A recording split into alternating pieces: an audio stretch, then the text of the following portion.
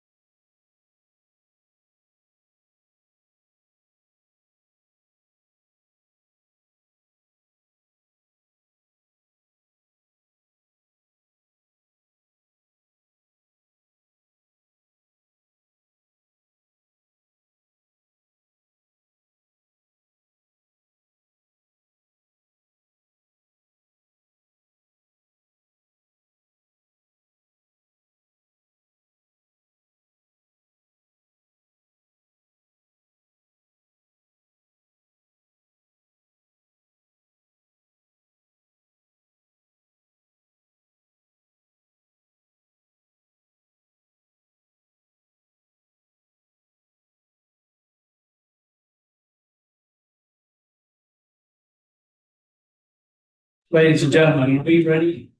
Yep. Well, AB. Yep. Thanks for coming out on a fall soon to be, at least feels like winter evening. Appreciate you being here to participate in the Nibley City Council meeting on October 16th. Before we actually call the meeting to order, Garrett, do you have opening ceremonies you'd like to share with us? Or are you just gonna, if you're on your knees and you're gonna give a prayer, that's fine too.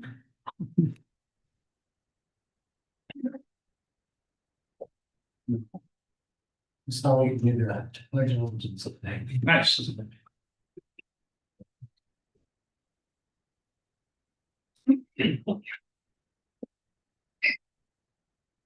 I pledge allegiance to the flag of the United States of America, and to the republic for which it stands, one nation under God, indivisible, with liberty and justice for all. Thank you, and with that, we will call the meeting to order. Maybe do a roll call, starting with you, Garrett. Aaron Manson. Aaron Mann. Nathan Wilson. Norman Lawson. Larry Jacobson, and Kay has asked to be excused tonight, so we have a quorum plus one, so we can go ahead with the meeting. Yeah, I'm Larry Jacobson, we can go down the list. Levi Roberts, city planner. Justin Mott, city manager. Tom Dickinson, city engineer. Cheryl Mondelez, city recorder. And if I may, we have Chad Wright, recreation director, and I think, and Evan, Bigelow, code enforcement. And Claire Shank, planning commissioner. Thanks for being here. With that, council, I'll ask you to consider the meetings from September 25th. And if you want to make the included motion on tonight's agenda, you could, or you could make it separate.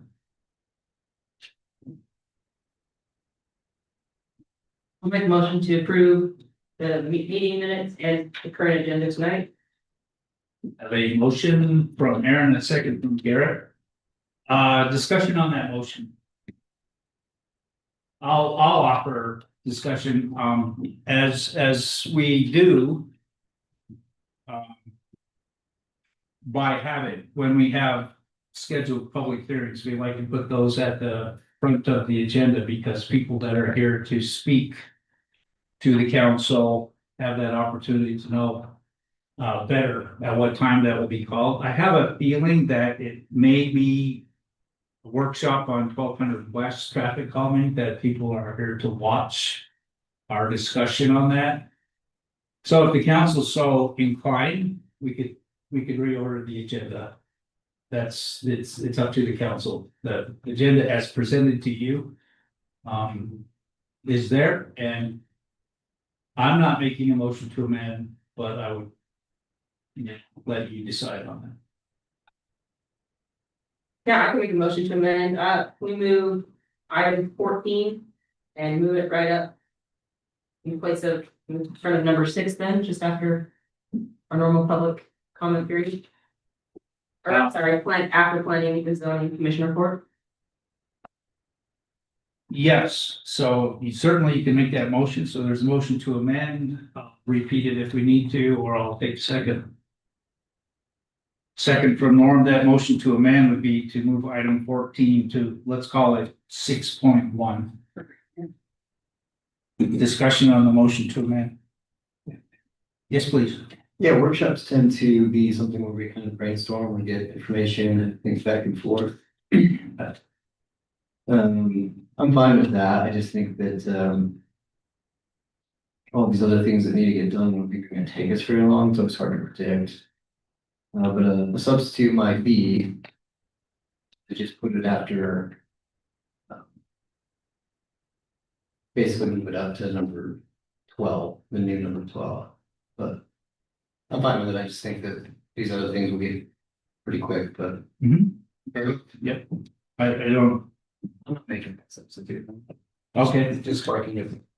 Okay. Further thoughts, council?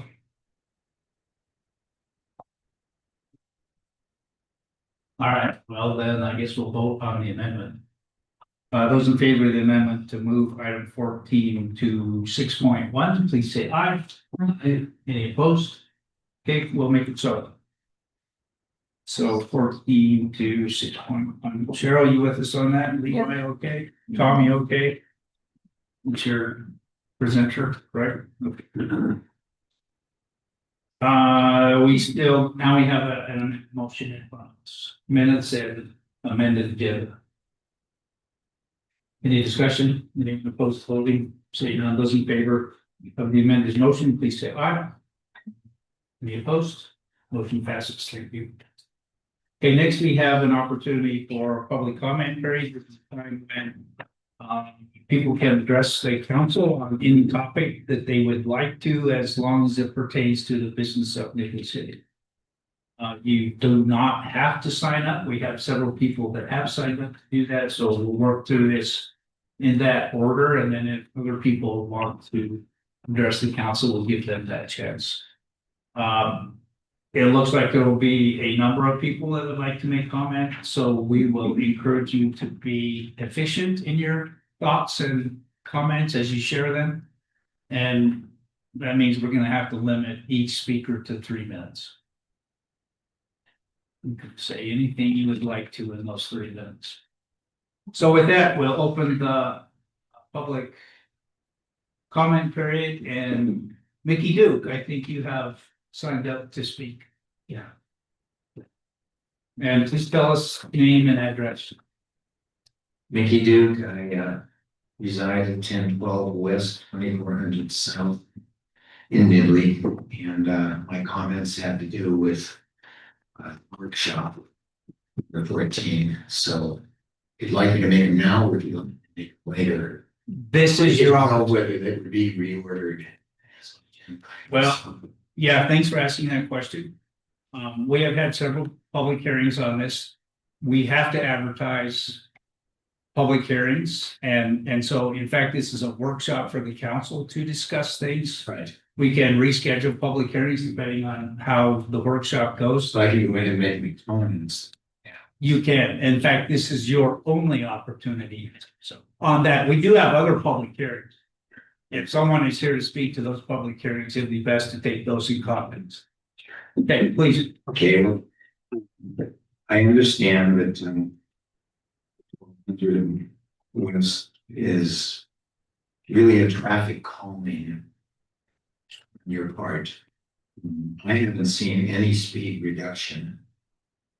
So I haven't seen any calming per se. Either the east or the west side of that is an absurd activity. Can't help going over the median line just because of those big clumps that have been put in there. I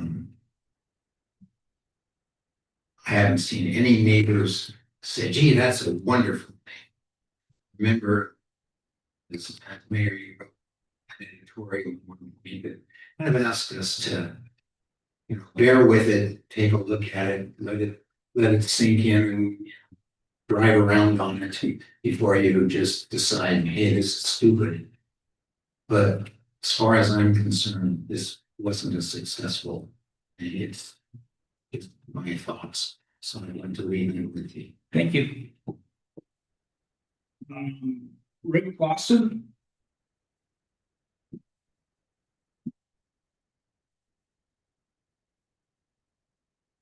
Yeah, I'm Rick Boston, 23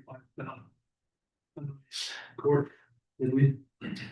Yeah, I just would comment on the same thing, the little protrusions or whatever.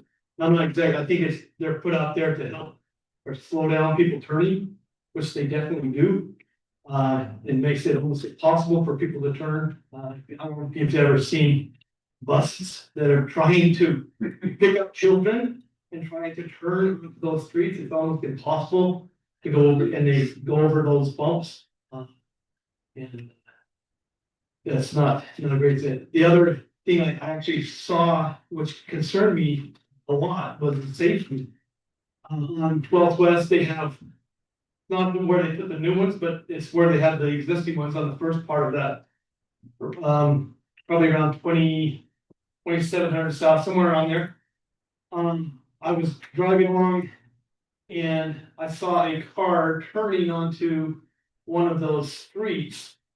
But instead of going onto the road where he was supposed to turn and go around those big bumps, he went through the bike path and cut the corner. So that really, really scared me because that's totally unsafe.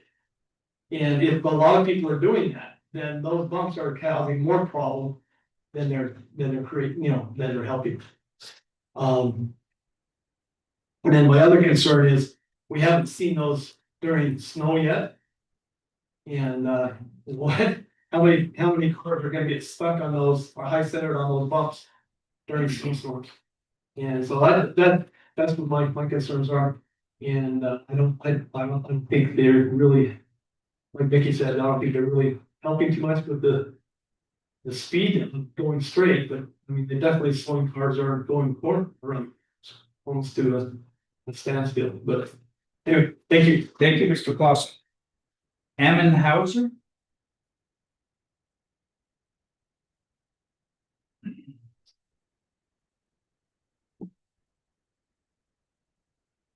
Hi, yeah, I'm Eamon Hauser. I live on 1090 West, 2260 South.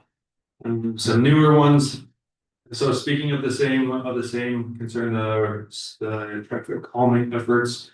So I live on that intersection where 10th West merges with 1200 West. And there are some being put in right there. I spoke with Tom Dickinson on the phone yesterday about it. He mentioned that these ones are a lower profile, about 4 inches tall. I went and measured the distance between them. There's 22 feet between the two, which is not much more than what would allow two standard SUV or suburban sized vehicles to pass. Me personally, driving there, heading westbound on 10th West at that intersection. 2 days ago, I stopped well behind the stop sign and I still had cars very, very nearly clipping me, even going at 2 miles an hour, 3 miles an hour through that turn. It's super congested, even on a road that is already narrow, and that road is narrowed even more so because of it. Also, the other calming efforts, not just at the intersection, but the concrete barriers, the most concrete barriers along the bike path on 10th West, just north of that intersection.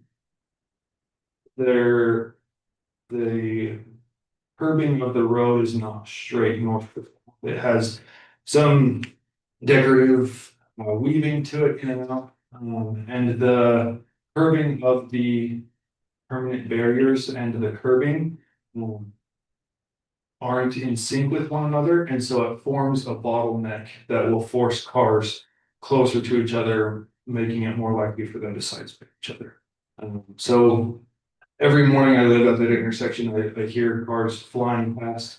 I don't think it's being a success in slowing cars down, at least so far. But I am concerned that it's gonna make people react more quickly and make jerk and more sudden movements with their vehicle, causing an increased risk. That would be the potential pros of the group. Thank you. We have Marie Hammond.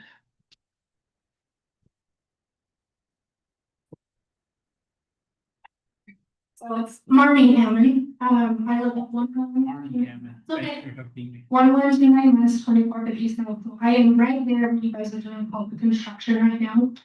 I had a conversation with Tom. I don't know if you remember, so we have the marine flag like in our front yard. And my concern was, why are we not making that intersection a four-way stop? Like the whole cement things that you guys have there, complete disaster. I don't understand why you guys continue to work on that, knowing how displeased most Nibley citizens are about that, but you guys still decided to put them at that intersection. That intersection is so busy with kids walking to school both ways because you have the charter school and you have Nibley Elementary. I would just echo what everybody else has said. I don't think it's working. I don't know, and maybe you guys do. Is anybody pleased with that? Is anybody happy that you guys put that there? Cars fly down that road it's a stop sign in front of my house. But now you have cars going north and south that are gonna be going so fast. And it's gonna be a disaster with kids walking to school and walking home. Are you guys planning on having anybody there to, I guess, be a crossing guard?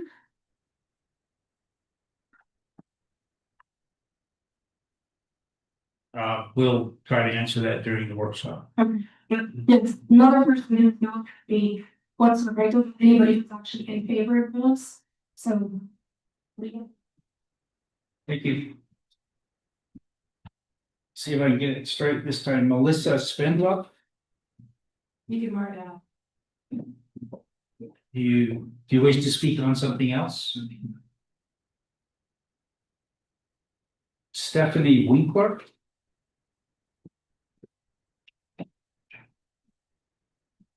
Hello, I'm Stephanie Winkler, 1101 West, 2450 South, Start Timer soon. I also am very concerned about the 1200. Basically deaf chute that's gonna be coming, once that connects and everything. I do appreciate though, I have noticed that there's been some changes that you guys have been doing and I appreciate that. I do like now, my biggest concern is that I don't live in a metropolitan city because I don't want to have my kid be worried about having them killed at school. But now that I live in the county, I'm worried about my kids crossing the street just to get to school, like Frogger. We are gonna have that intersection is gonna be like Frogger trying to get to school. And I don't know if there, and I've talked to Tom, I've talked to Aaron about this, and I don't know if there is any extra steps that are going to be taken for those kids to cross the street.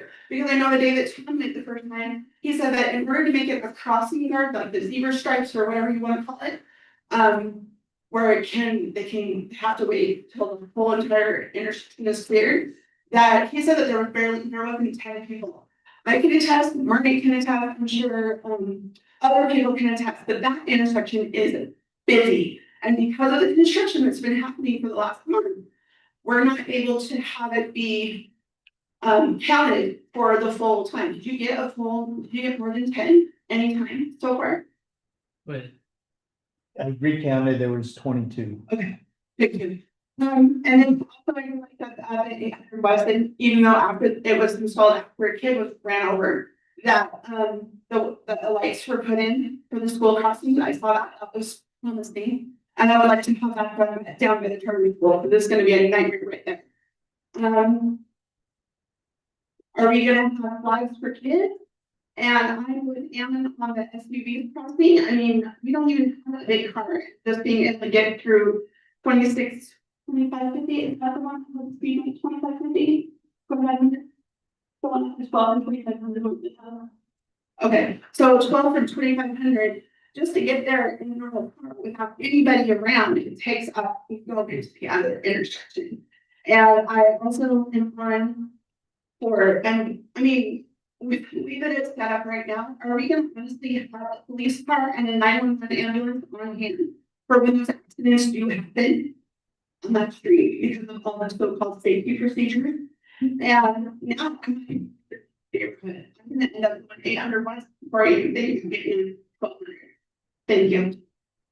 thank you. Is there anyone else that would like to speak to us on any topic? Please come forward.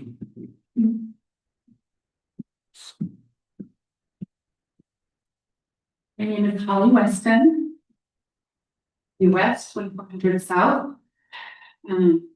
So we are deeply affected by charter school traffic because we live directly across the street and then down just a bit from the charter school. And we get lots and lots and lots of cars passing our house in the mornings. And while we have quite enjoyed the road closure because it means we can leave our house at 8 o'clock in the morning and not be hindered by traffic, I am really concerned about when the road reopens and all of that traffic is coming past again and trying to squeeze through when we have bulb outs in place now.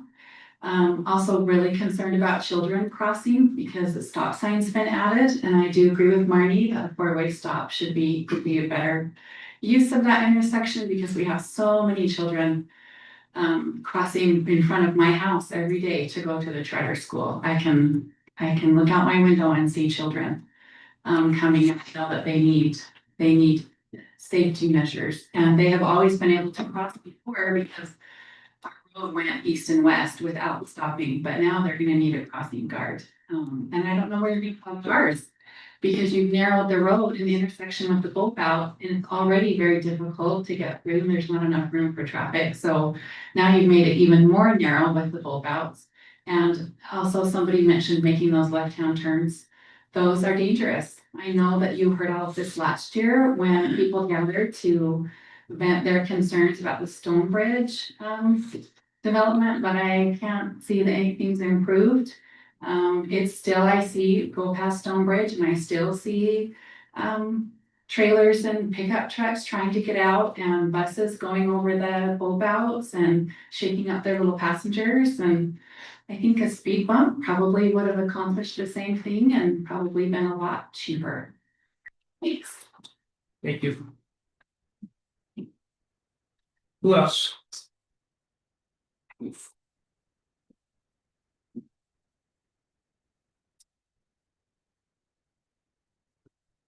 Good evening, Kate Ashland, I live at 2558 South, 1000 West. The same concern has been brought up, so don't plan to take too much time, but I don't live on that street, so it doesn't affect me hugely, but it is a concern when I am there with the bulb outs and how traffic has to negotiate around those. Yeah, I leave for work early, 4:30 in the morning. Seems like those ones on, what is it, by Flood Park, the new road through 2260 south, I believe. Those seem to have popped up overnight. They kind of surprised me. But vehicle traveling south on 12 literally had to stop, came to a standstill in that road. Granted, it's not a through road yet, but they were kind of confused at what was going on. So I had to wait for them. So it was kind of confusing. But as far as traffic flow through that new road, I recall the city meeting last year where the motion was made for citizens to give it a year to see how things were going on that new street. And it was shortly after that I saw the sheriff had a vehicle stopped on that road. There's no shoulder for that vehicle to pull over on. So they're out in traffic. The citation was issued. The deputy after the stop, he was a friend of mine, and that vehicle was going 50 miles an hour on the street. So the opportunity to slow traffic doesn't seem to be very effective on both west there. So I think it's clear the citizens aren't too happy with the traffic efforts made, and appreciate any efforts made from the city and overcoming that. And then also interested to see how snow removal goes on both west. Could be interesting. Thank you. Thank you.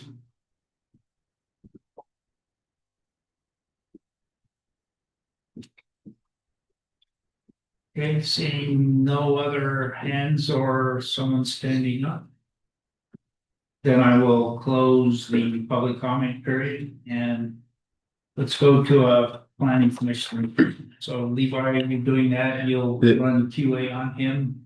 Yeah, This case here, the Yeah, planning commission chair. we actually haven't had a meeting since the last city council meeting, so there's nothing to report. Please. Yeah. This is Nick Kinska, chair of the planning commission. Nick Kinska, chairman of the planning commission.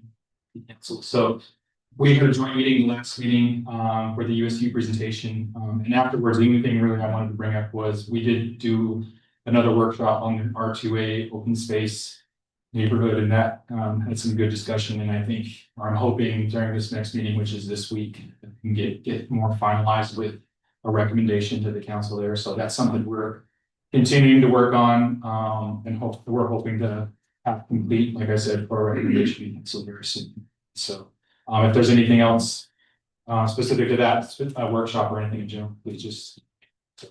Thank you, Nick. Council, I'm gonna ask you to suspend the rules just for a minute because I have this certificate of appreciation staring at me that I was going to share during the public comment period, and I got involved in listening to the other stuff, so I'm gonna ask you to suspend the rules to reopen the public comment period for about 30 seconds. Is there consent to do so?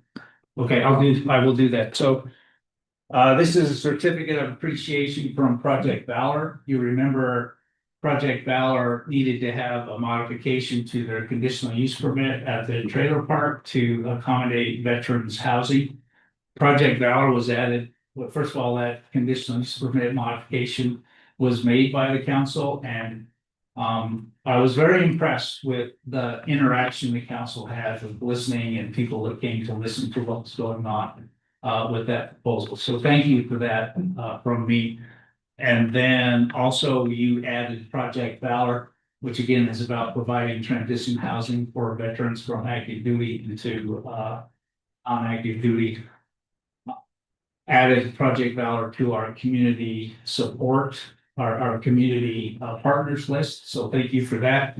And they held a 5K as a fundraiser. I got to explain the public hearing process to the people that are more anxious probably to run the race than listen to me. I was brief. And so Project Valor would like to give this to the city in appreciation for your help on their project. Do that. And that will put us back on the amended agenda. Thanks for letting me do that. Okay, so that takes us to we said 6.1 with the workshop. We meant 5.1. We meant 5.1. So with council's consent, we'll go to 5.1 with 1200 West traffic calming workshop. Thanks. It's up to you. And there were questions that were asked. I know you're taking notes during public comment period. If they get answered during the discussion, we'll do that. If they don't, I'll try to bring us back to those.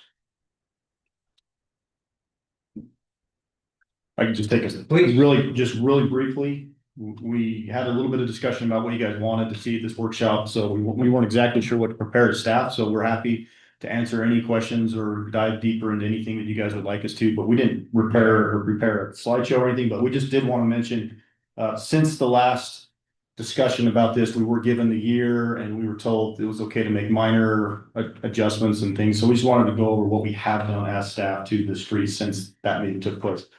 And real quickly, we added additional tapered ends to try to open up visibility at the intersection, specifically at the crosswalks. Now there's tapered end on the protection wall in both directions. So that was the first thing. We did go ahead and install reflectors. We've had not the greatest luck in the world of those sticking and staying on, but we tried to put some reflectivity on the wall. And if those they're basically stickers. If they don't end up working for us on top, we may have to add some stuff on the side and try to maybe screw them in or do some things. But we did try to put some reflectivity on the wall, and we'll continue to monitor that and make sure that stays in place. We painted very clear stop bars back near or out of the negotiated space, Mayor likes to call it, just to make it very clear where cars should be stopping. We painted the edges of the mountable islands with reflective white paint, and that's something we'll have to continue to maintain. It doesn't last forever, so we'll keep doing that to make sure that there's reflectivity on those little islands as well.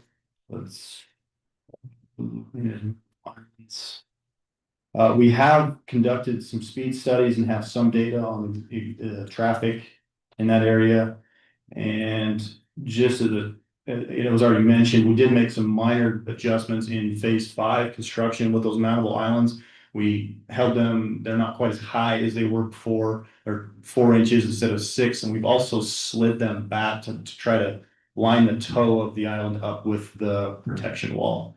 And so those are really the changes that we've made since the last meeting. So other than that, we're just happy to be part of any discussion that you would like and answer any questions that we may. Okay, thank you, Jeff. Tom, do you have anything to add to that or just be available? Comment during the workshop? It might be interesting, or it might be useful to know where we are with phase five. There's a lot of comment near Firefly Estates.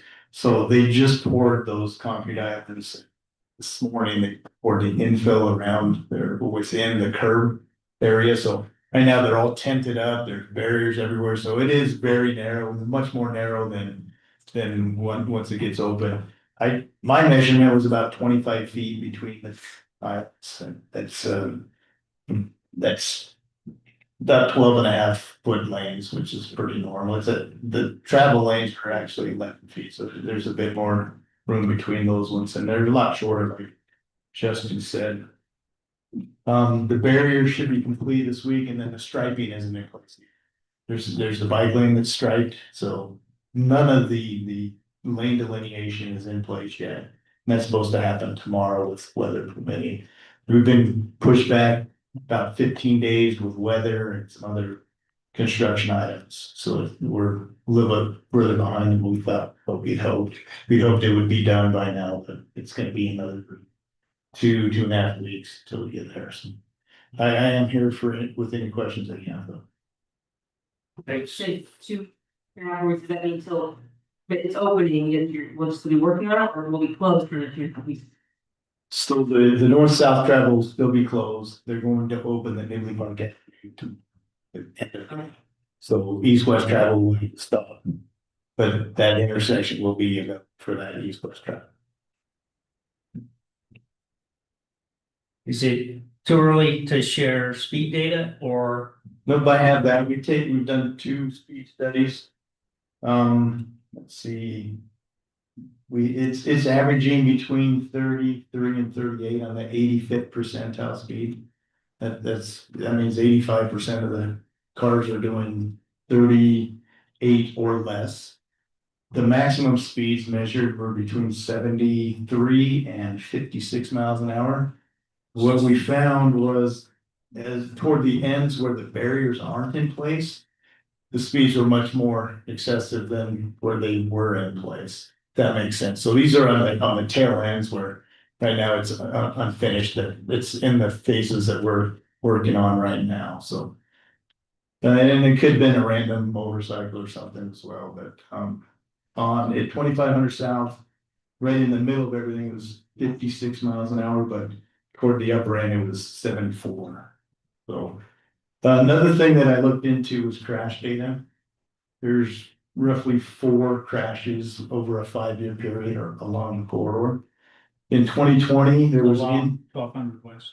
Did I say 1200 West? You just said the corridor. 2600, yeah, the 1200 West corridor. Okay, sorry. So in 2020, there was an injury accident at 2800 South. In 2021, there were 2 accidents, both with injuries, one at 2980 South and one at 2800 South. And then there was one injury, or excuse me, there was one accident at 2980 South in 2025. And that was after we opened everything. But there was no injuries, so that I don't know if that makes any sense. That there were the other 3 accidents were injury involved, and this one, once those traffic calming measures were in, there's no injury. That might be something to consider. Just a clarification on that. So the accidents in 21, were those vehicle or pedestrian? I was only looking at vehicle. Okay, those were just vehicle. All those numbers were just vehicles. Okay, thank you. I'm gonna put you on the spot. This is really not directly related, but maybe as close as we get to a controlled experiment on some of this stuff. Do you happen to have vehicle speeds on 1200 West south of 3200? I haven't asked for that, and this is a workshop. I do have some, in my recollection, it was in the 45 miles an hour range. If you remember, it was probably 2 years ago. I did that speed study and we reduced the speed down from 50 to 40. Right. So if I remember correctly, it was right around the 45 mile an hour. Thank you. Nathan. Yeah, that's a similar question for, again, just workshop, but We don't have any speed data prior to the installations that is currently like, you're right, like it's. We have qualitative, but we don't have something similar to done here. Right? Not really, it was virtually a half road, there was nothing there, it's about the width that's finished off right now. It was not a through road. The council knows where this is done. And this has been on the CMPO plan for a long time. It's gonna connect Hiram to the cache, loading cache airport 210, which it's gonna be a straight shot or a curvy shot. Okay. There was I guess, a question about snow removal. We did have snow removal in the initial phases. If you guys want to address that, so that the public know how that went there. Yeah, so I actually get to clear snow through those bulbs and down the bike lane. The bike lanes are wide enough to run a pickup truck. I run a John Deere little yard tractor. It's kind of bigger than we see a mower, but I get to clear all those things through. It took a little bit of practice, but I'm learning how to use that piece of equipment. I really hadn't driven that thing before, so I'm learning at the same time as I was. About snow removal and the complication of the mountable curves.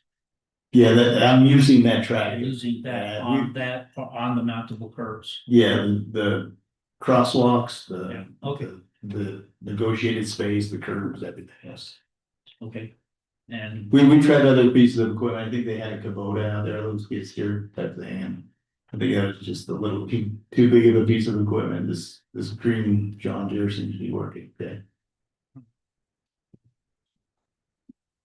For that, the plows were able to fit through once the mountables and through the street and push it through without any issues. The snow plows, they were able to plow through all of that. I mean, you did the bulbs and the walkways, but the roadways, regular snow plow was able to go through. Yeah, the first storm they ran the big truck through, the first bulbs, I think they clipped one. They made some adjustments and it's been okay. Can I just clarify, Tom does that for fun, not because he has to? it's a high paid. I mean, it's all hands when it comes to snow. Licensed public engineer, licensed engineer about planting snow, but whatever it takes to get the job done. Well, if I'm not there, I'm here plowing the sidewalks around City Hall. Yeah, I help do the ones out here too, when it snows. Yeah. The through street. We talked about this briefly at it was a month or so ago after our neighborhood thing brought that up. About that east-west crossing for school where once this is a through street, what is the plan for crossing east and west on 12? In Nibley Park Avenue. The plan is just a crosswalk. We haven't gotten into the big details like you're asking. It hasn't been through, so there's not enough traffic data to really analyze it. In order to get a school safe crosswalk, it has to meet certain conditions. There's got to be at least 10 kids in that crosswalk. It has to be on a SNAP plan, which is developed by the principal of the school. And there's a couple other minor things too, but that's not shown on the SNAP plan. SNAP means what? It's a safe routes to school plan. It's every principal of public schools works with UDOT to develop a SNAP plan. They update it every year. There's supposed to be some public input. There's supposed to be some involvement with the community and law enforcement and community panels and things. There's a process to get that accomplished. Not saying that it can't, but to be able to put a school safe crosswalk, it does need to meet those conditions. Matter of fact, the state mandates that you remove them if through further studies that they don't meet those conditions, say boundaries change or fewer kids are using that crosswalk, you're supposed to remove those from your crossing. So from It's the crossing we did right here by Ender Park, is that considered safe school crossing, or is that just something we could? It is not, so if you'll notice, a school safe crossing is one that looks like piano keys, they're parallel with the travel lanes. The ones down there, we shifted them to make them high visible, but we put them diagonally and then we put the stop bar on either end. The effort there was to make it more visible, because that is just a long, wide road, and we just wanted to bring some attention to that crossing. I mean, was that something we can consider on 12th West? For sure, Yeah. for sure. Does the SNAP plan also feed in and SNAP process, safe routes to school also feed into the decision regarding crossing guards? So crossing guards are a little different. It does need to be a school safe crossing. And then you have to do a study, and basically based on the number of, it's called gap time between vehicles. There should be enough gap time for a person to clear a lane and not have to worry about a car. So it's through study and measurements and timings and things. It takes a little while. But Okay. it's possible. We can study it once the traffic's gone. Okay. And that's how we got that reduced speed school zone on 800 West. If you remember the tragic impact with the pedestrian. With that, we responded and we started studying that, and we were right on the cusp of not qualifying, but through some engineering judgment and some meetings with some peers, we were able to determine that it did meet it, and we put the flashing yellow slow 20 mile an hour. So Certainly flags like we've done at Heritage Elementary don't require all that. The orange flags. no, they don't. Yes, please. Yeah. Tom, I heard a couple people in the public comment mention or ask if there was a, if they could be made a four-way stop. I wonder if maybe you could just talk to like, what are some of the processes behind considering stop signs, or a two-way versus a four-way stop? And That was a great question. So the METC is a manual of uniform traffic control devices, and it basically governs how you stop and control traffic, both temporary during construction as well as permanently. So the default method is you put a yield sign or no sign on. And then through study again, based on the number of vehicles in one direction or the other, then you can determine if one direction or the other, see the stop sign. And then through further study and delay, and it's all gap and delays and things, you would study that again and determine if there's a four-way stop. Again, we don't have enough data because it hasn't gone all the way through. But this being on the master plan, the regional transportation plan, as a primary corridor, it was determined in the design to switch the sign from north-south to east-west stop. Tom, do you mind reminding us where we got funding to pay for a lot of this road, and isn't that part of it to have it went through might affect that stuff? Yeah, so and Justin will have to confirm the financials, but in phase 3, 4, and the 5, which is currently under construction, we're right in the $4 to $5 million range for the total construction cost. The roundabout of 3200 south was phase 1 and 2, and I believe that was another 3 or 4, 3 million. So I just lost track of what my numbers were. 7, 8 million. Most of that came from the Council of Governments. The city came up with 8% of that to do the road. The Council of Governments through state sales tax on, state gas tax. Some of that's distributed to the county, and then we compete for those funds and help build the road. Yeah, I'll make a minor correction. The Council of Governments makes recommendations to the Cache County Council to fund transportation projects.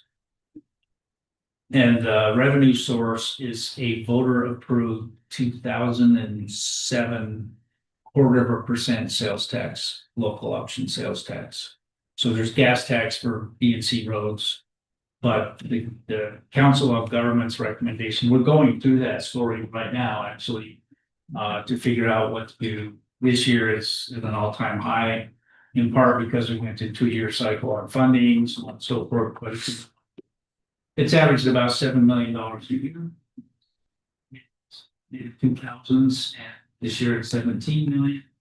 But that's where the funding came from, is that voter approved local option sales tax to implement the regional transportation plan. And so to that point, just how important this road is to other governments that they're willing to spend that much money on this activity and get it go through. Yeah, and it's been on the Cash Metropolitan Planning Organization's master transportation plan for about 30 years. I mean, that's when I sort of got involved in this mess of local governance. It's been on there for that long. It's been on the Nibley City Transportation Plan for that entire time. So it's a road that is viewed as a way to, first of all, mitigate congestion in Logan on Main Street, because it gives people a way to get onto 10th West and travel in a north-south route that's parallel to Main Street. Wasn't part of that funds too, with the bike path and did we get extra? We get extra points for active transportation. Yeah. And therefore, higher scoring, bigger chance of being. We weren't funded for all that. When we get up to 8-9 million, so 7 to 9 million. It took us a couple tries. It took us a few tries, and the Council of Governments recommended it in phases. But starting at 3200 South, around and moving north.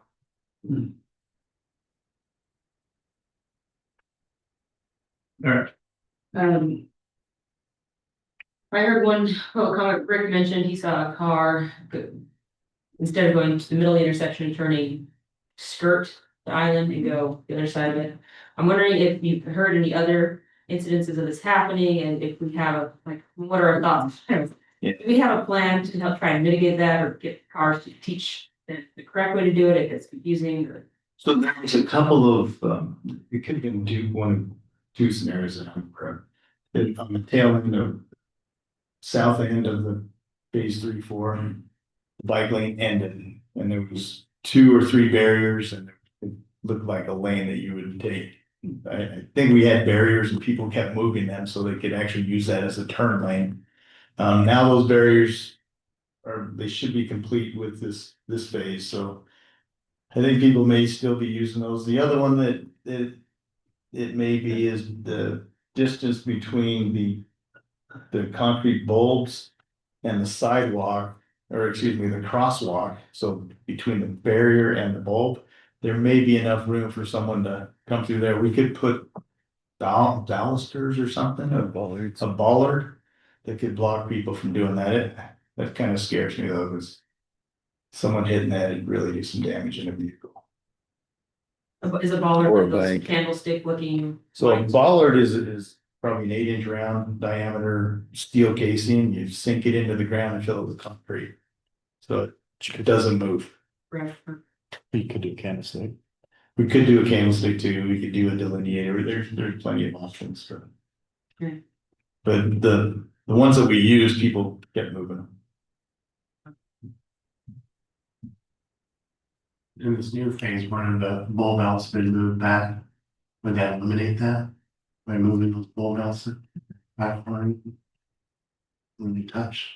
I still think there's room between there to allow for the crosswalk going east of. So. It's about the same narrowness as what would be if there was a car waiting to. Queued up in that intersection.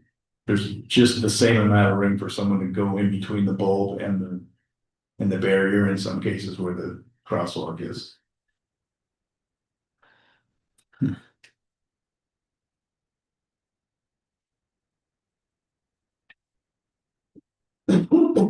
Your comments. Eventually we'll get to a point where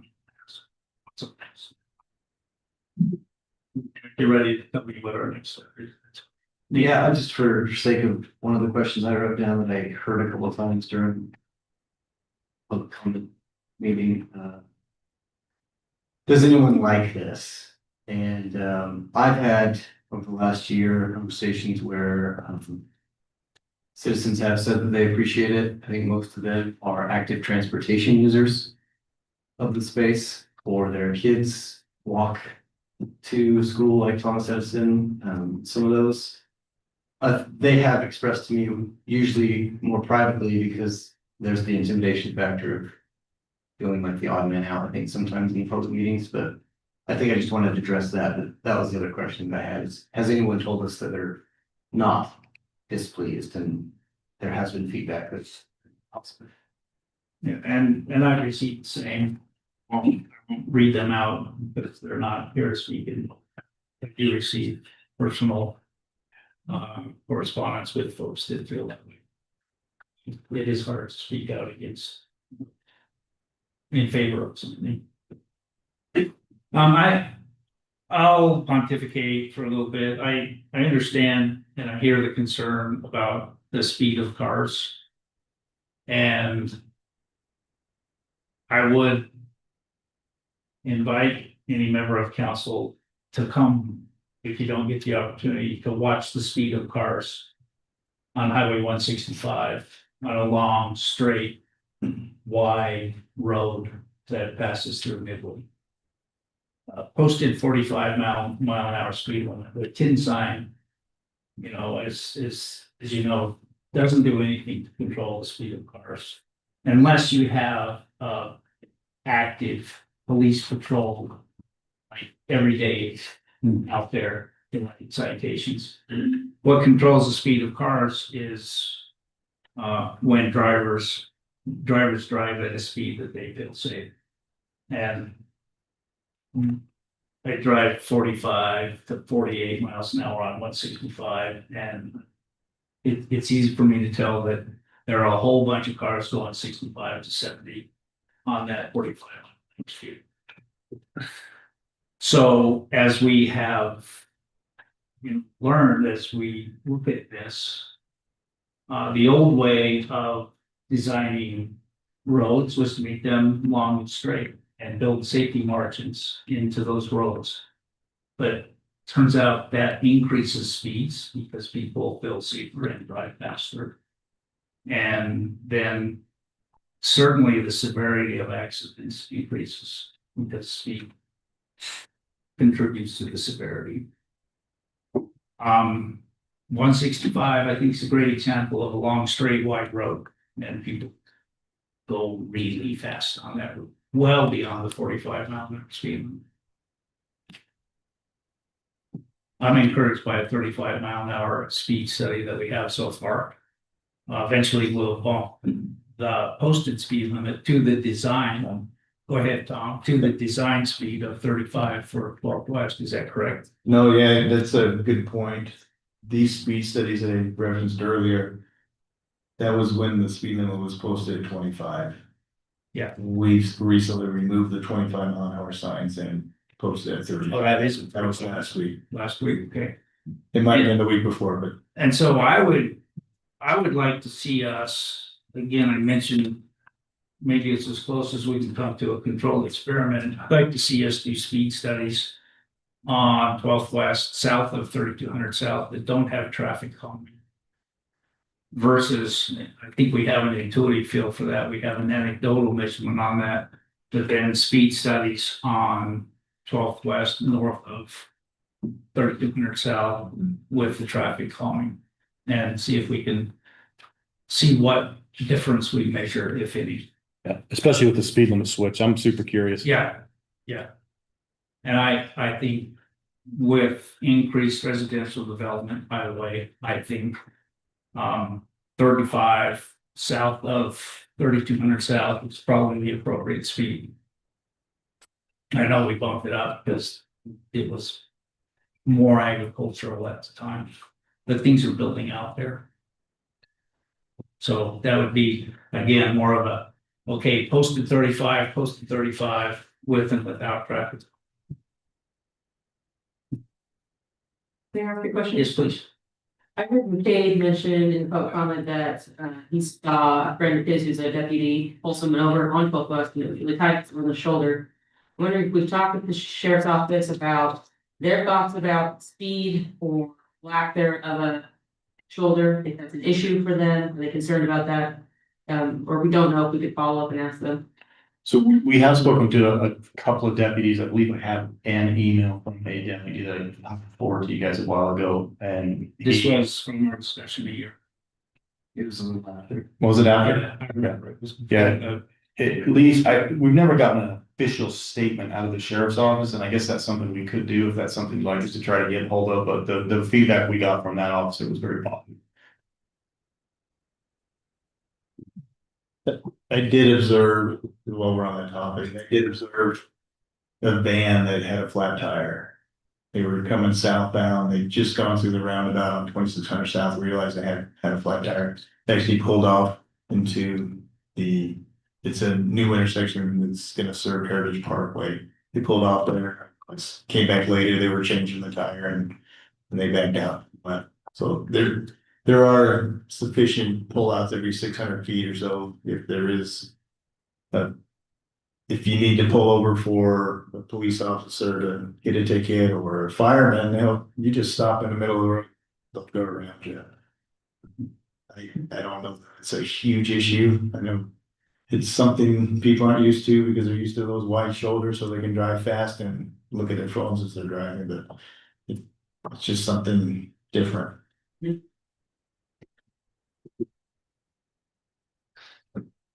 When I was between council and mayor and learned that we were going to incorporate active transportation on 1200 West and specifically a separated bike lane,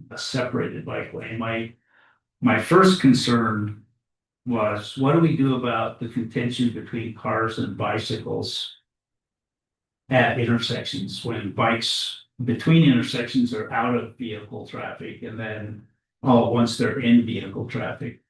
And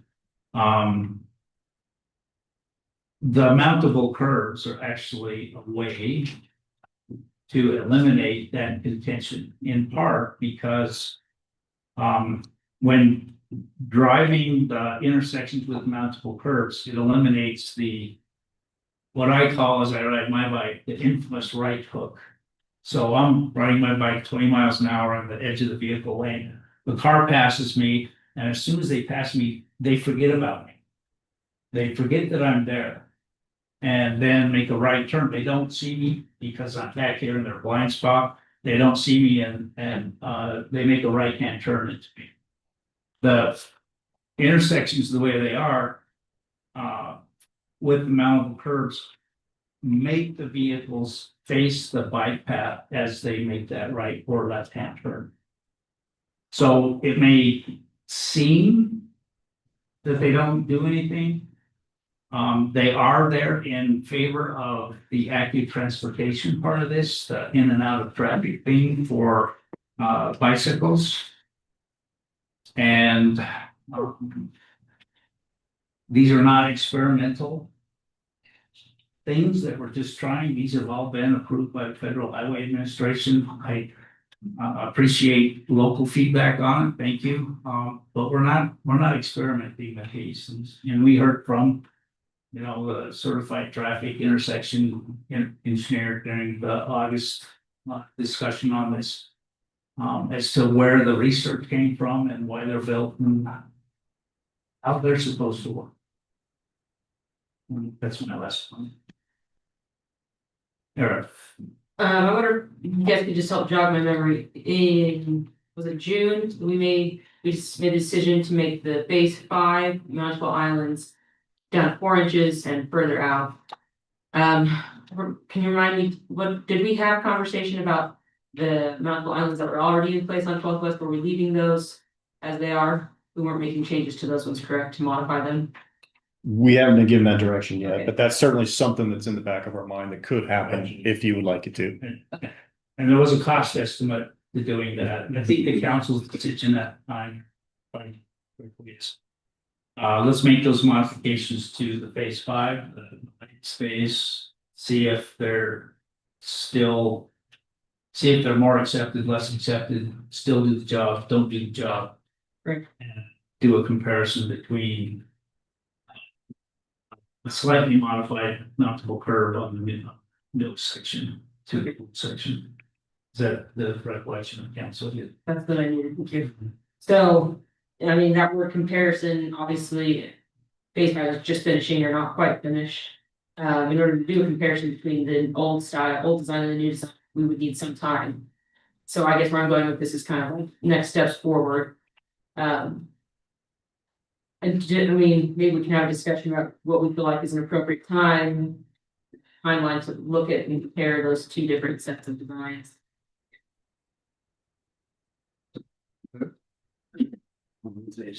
I just wanna go drive it, open it, so I can go drive it.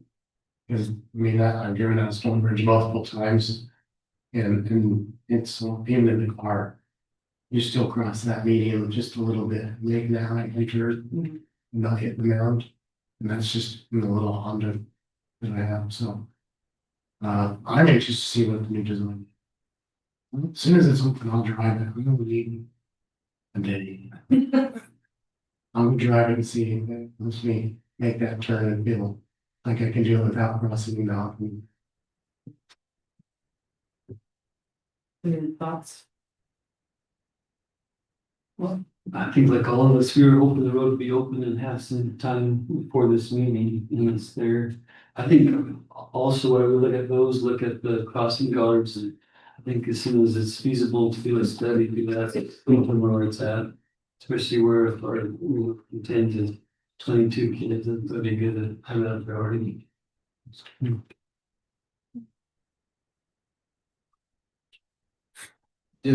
I think this is engaged, part of what Norm just said, but as someone who has done pickup of the school, but there's definitely a lot of kids using the one across from the Lesson's house all day at those pickup times, not all day, at those pickup times.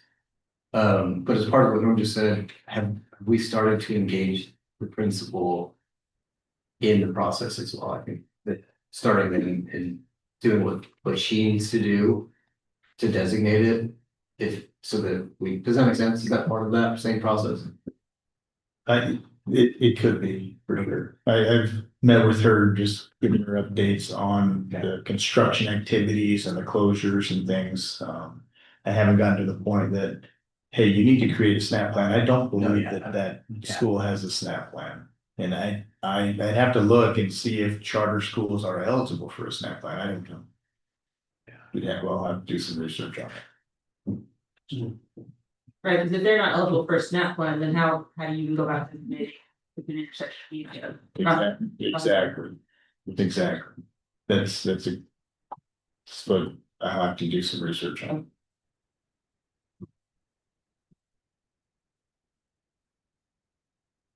Just one little quick tidbit, if I may, Mayor.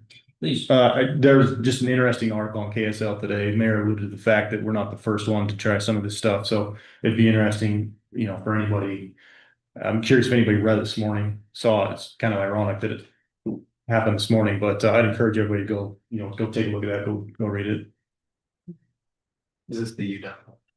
Yeah.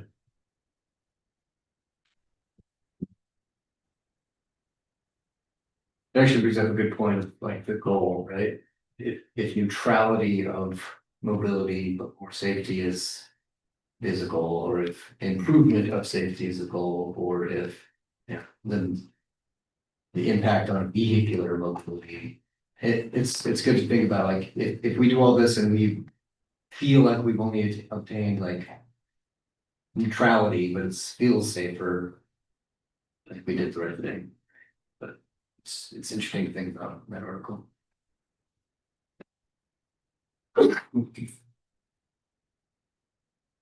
Okay, so there's no votes tonight on anything. This is a workshop for the discussion. I appreciate you all coming to speak to us. I appreciate the council's thoughts and comments on it.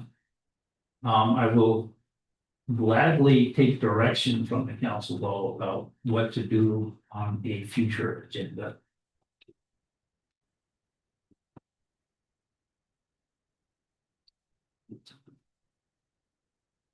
Yeah, it seems like it would be appropriate to bring this up on the agenda either in 3 weeks or 6 weeks. I don't know in what format, is it a workshop or an actionable item? I don't know, but it seems like we need to have it on an agenda so we can discuss it in a public format again.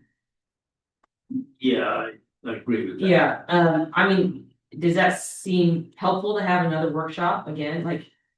Or is that not gonna be helpful, just to discuss again? Well, I think, in my opinion, if you're asking that, I think that as, the reason to have more discussions is when we have more data. And I mean, I hope data drives the discussion, right? So if there's new data, having a discussion. And on the other hand, I don't want to give the impression that, if there's something to be done, let's do it, right? If we aren't at a point of making a decision, then let's definitely not make a decision, but. I don't know, again, but if council wants to do something. Tell me what they're gonna do and I'll put it on the agenda. I have to be, as you know, Open Public Meetings Act, we have to be very specific about what decision we will make that time. You can ask me to do a public hearing, ask staff to do a public hearing, we'll do that. There was no requirement, the first time we held a public hearing, there's no requirement. We went through this a year ago, the number of public hearings we held on the design of 1200 West in the process of receiving COG funding. Right? It was around 3 phases. Those were required public hearings. But we can hold public hearings anytime you want. We can continue public input. Constituent to council member, of course, that's always an option. And we can continue to hear public comment on the public comment part of this without an agenda item. Now, that doesn't give us permission to discuss policy like we're doing now, unless it's on the agenda, because all of the residents of Nibley deserve a chance to know what to talk about. And if we're gonna make a decision, all of the residents of Nibley deserve a chance to know that we're gonna make a decision. And I'm preaching to the choir. You guys know all this. Am I taking away your Open Public Meetings Act training? That's on the agenda. Okay, we'll just Stealing call our that thunder. done. Maybe that point, I say as soon as we get a plan, here for a crossing guard or something like that. Quickly can. We'll take care of that. We're on it. We'll do it as fast as we possibly can. We don't need a motion for that. Right. I mean, we're on And that doesn't mean just to. it. We'll give it the principal, we'll get books and study and figure out what triggers need to be pulled and what we can and can't do and make it happen.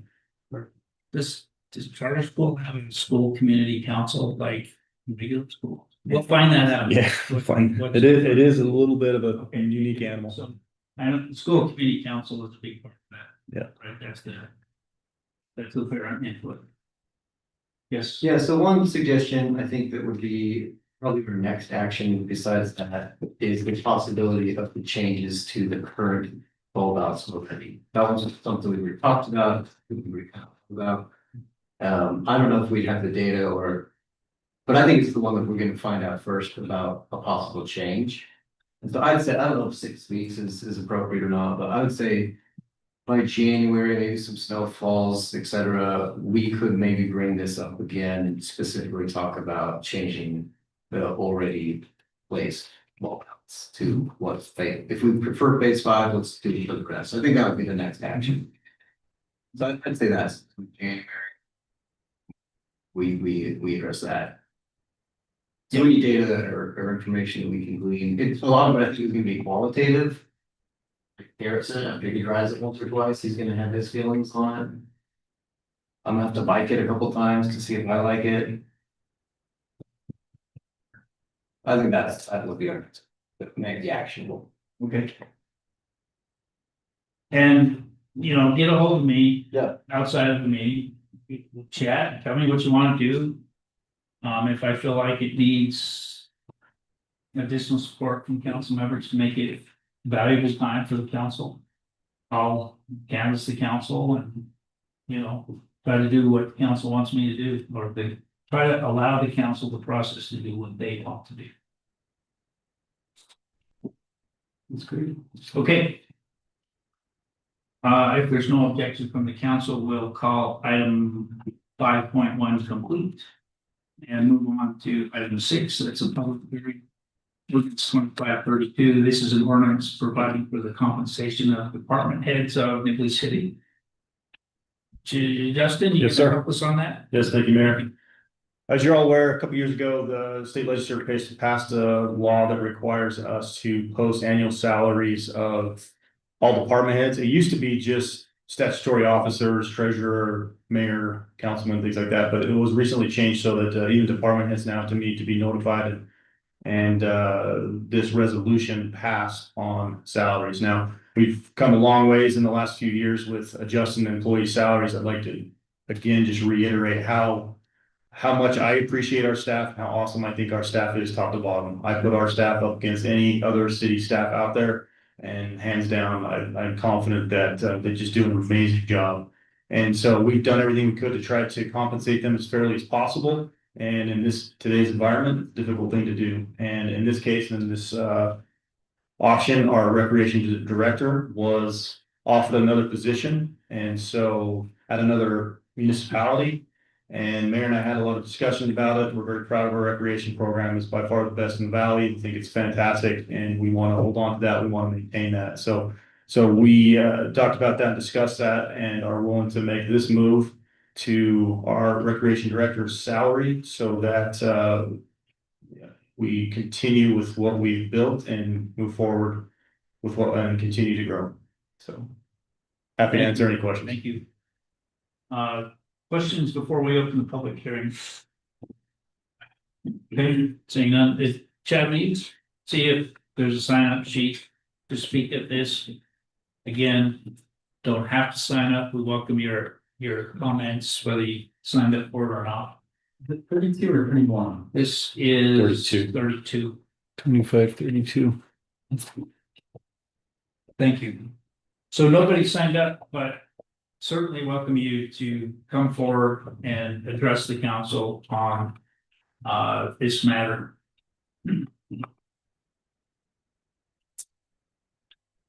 Please. This is something that I can probably talk about.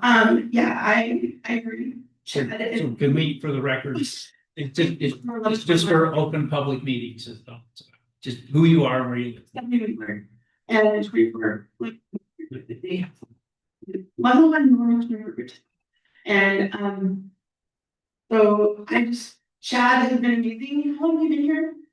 10 years, yesterday. Yeah, 10 years. And we've lived here 16, and he's done an amazing job. Also, he's so well, works so well with everybody in the valley, and also North Logan is taking notes out of what Chad has already implemented for. So I love really for this motion. Thank you. Please.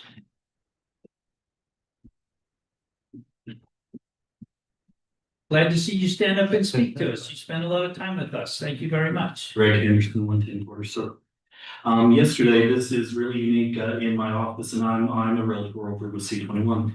And in our office, we were talking about some things that were related to rec and the annual rec center. And as part of that, my colleagues had some neighbors that were looking for a house, and they refused to be in any other city other than Nibley. And the reason was for the recreation program. They absolutely would not consider another city because of the quality of the program. Agreed. From the input that I've seen through buyers wanting to come into Nibley, recreation and the recreation program is one of the reasons they wish to be here. Thank you. Thank you, Greg.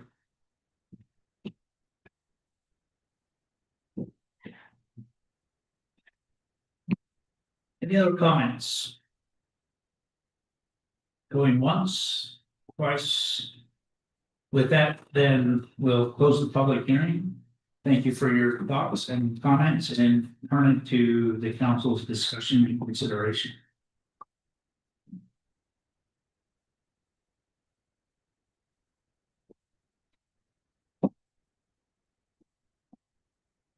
And if nobody has anything to say, I would love to hear a motion, and we can still talk about the motion after you make it.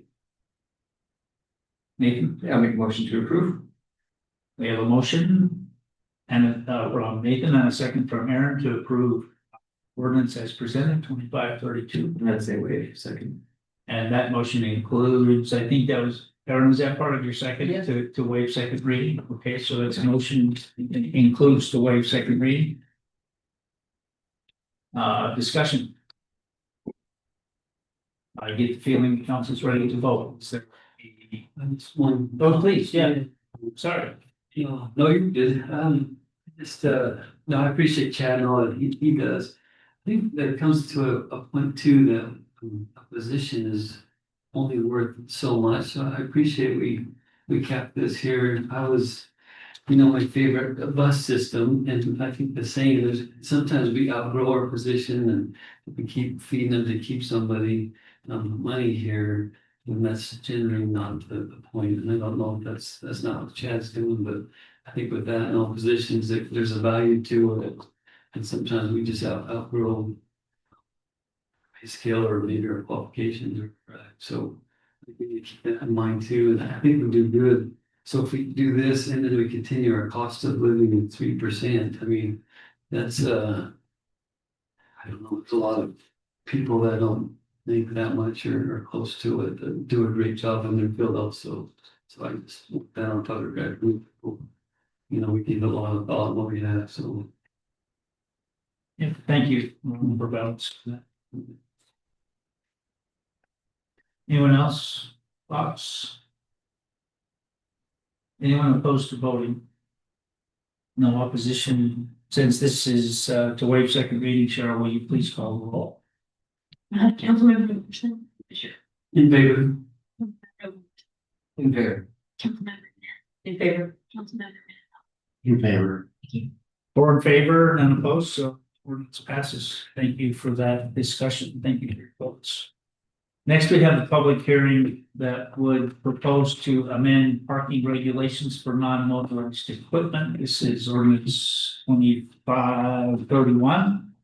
Levi, are you gonna introduce that public hearing for us, please? I will, and Evan's here as well. A lot of this, I'm gonna give Evan really all the credit on this one. He's done research on this and just in his observations with conducting code enforcement, seeing some of the issues and the complaints that we've heard from residents. That's really kind of the genesis of this, and as well as communicating with other communities and with the OPMA. What is it? OPMA, the state, it's the state ordinance compliance association. They so a lot of research went into this, and I'm just going to go over kind of the what's being proposed and why it's being proposed. So we fielded over the years complaints and observed some issues with parking of non-motorized equipment. So non-motorized equipment, unregistered, not inoperable vehicles within the public right of way. These they often are viewed as, and we've seen instances where they're really a hazard for road users.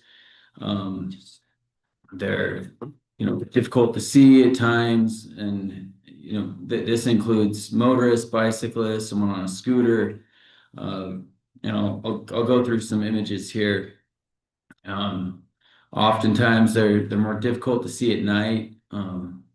So the other issue, other than just kind of the potential safety hazard that they present, is the enforcement is really difficult with these vehicles. We can't really ticket them because we don't know who they belong to.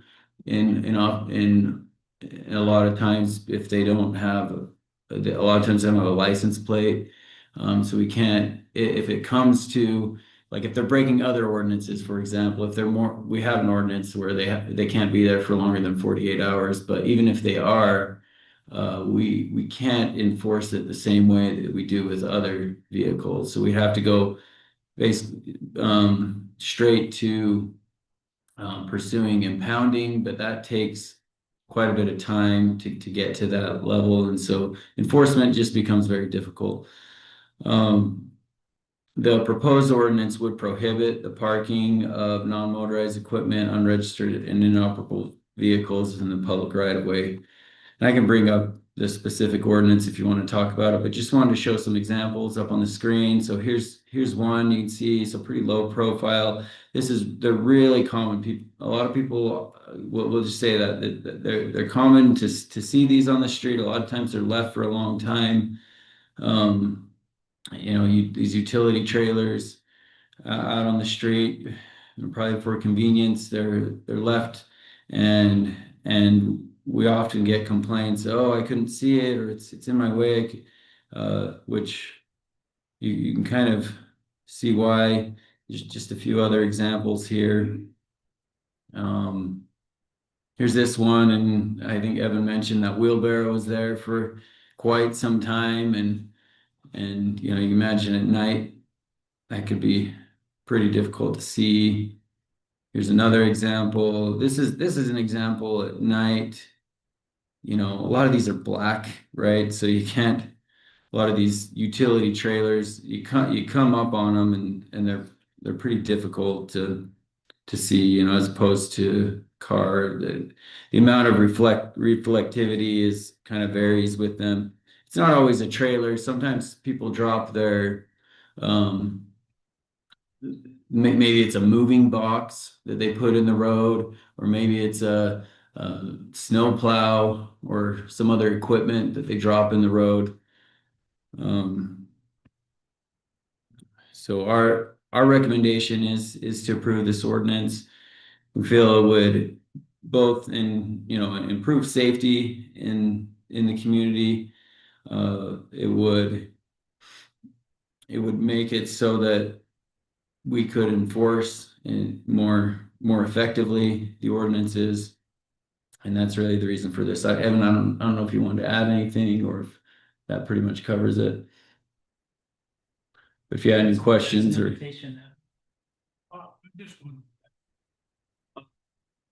Two children this year run into trailers. One of them had to be lifelined to primary children's because the compound fracture in his leg was so bad.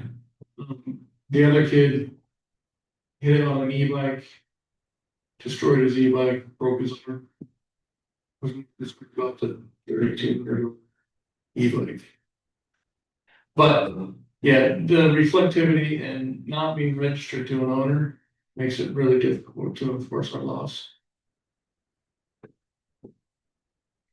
That's a question. Please do. Just to clarify, the ordinance is that you can't park there for more than 48 hours, correct? That's the change being suggested? That's our current ordinance is that with any vehicle. What's being proposed is that you would not be able to park non-motorized, unregistered, or inoperable vehicles on the street, period. So it is more restrictive. Yeah. Even. It just can't.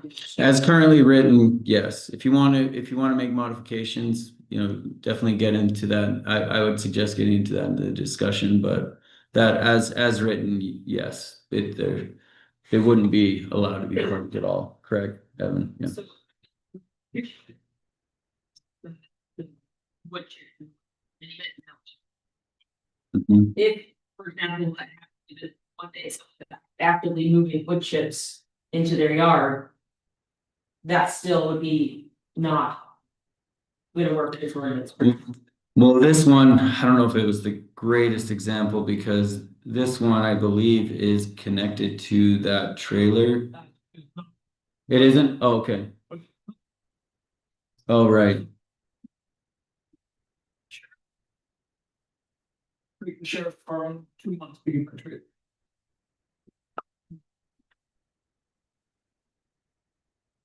Yeah, that sat there a long time, I guess, is in this specific instance.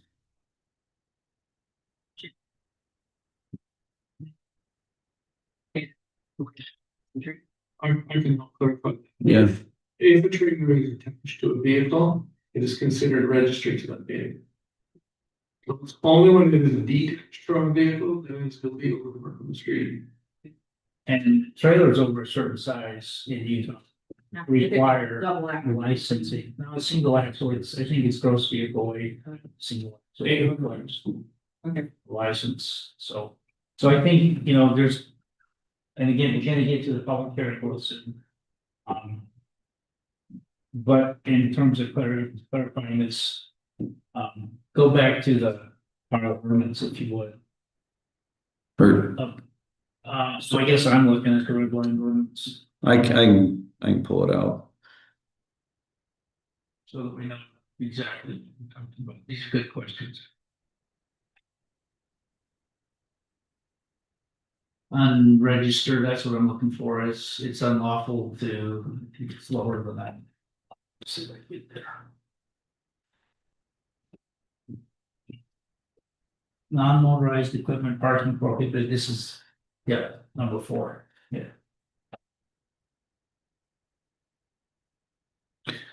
Uncoupled trailers, snow plows. So on.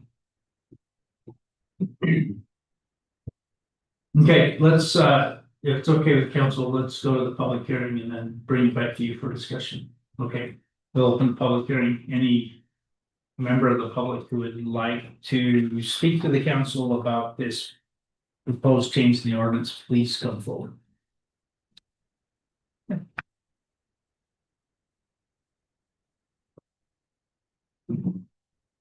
I really appreciate, sorry, my name is Ammon Hauser, 1090 West, 2260 South, here in Nibley. I think this is a fantastic ordinance. I think there's a lot of good and safety that can come from it.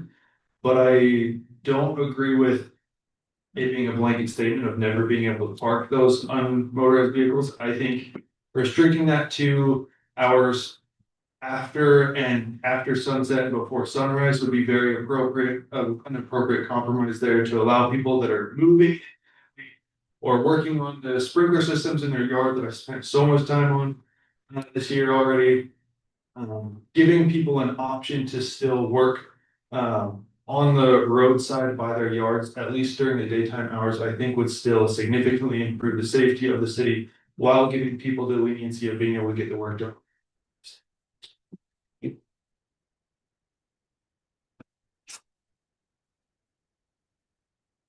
Anyone else? We just have the planning commissioners and staff left, so. Thank you. So I'm gonna close the public hearing unless you want another crack at it. Okay. Oh, I'm good. Thank you. Thanks for sharing that with us. And with that, we'll move to the next agenda item and turn it to the council.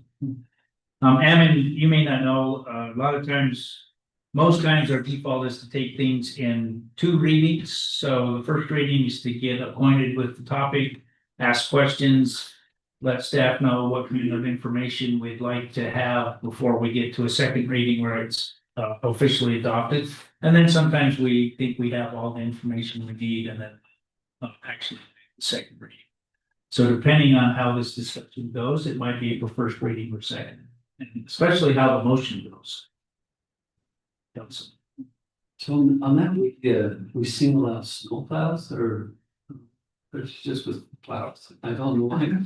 That's pretty random just to say I don't want a snow plow. I mean, has that been an issue?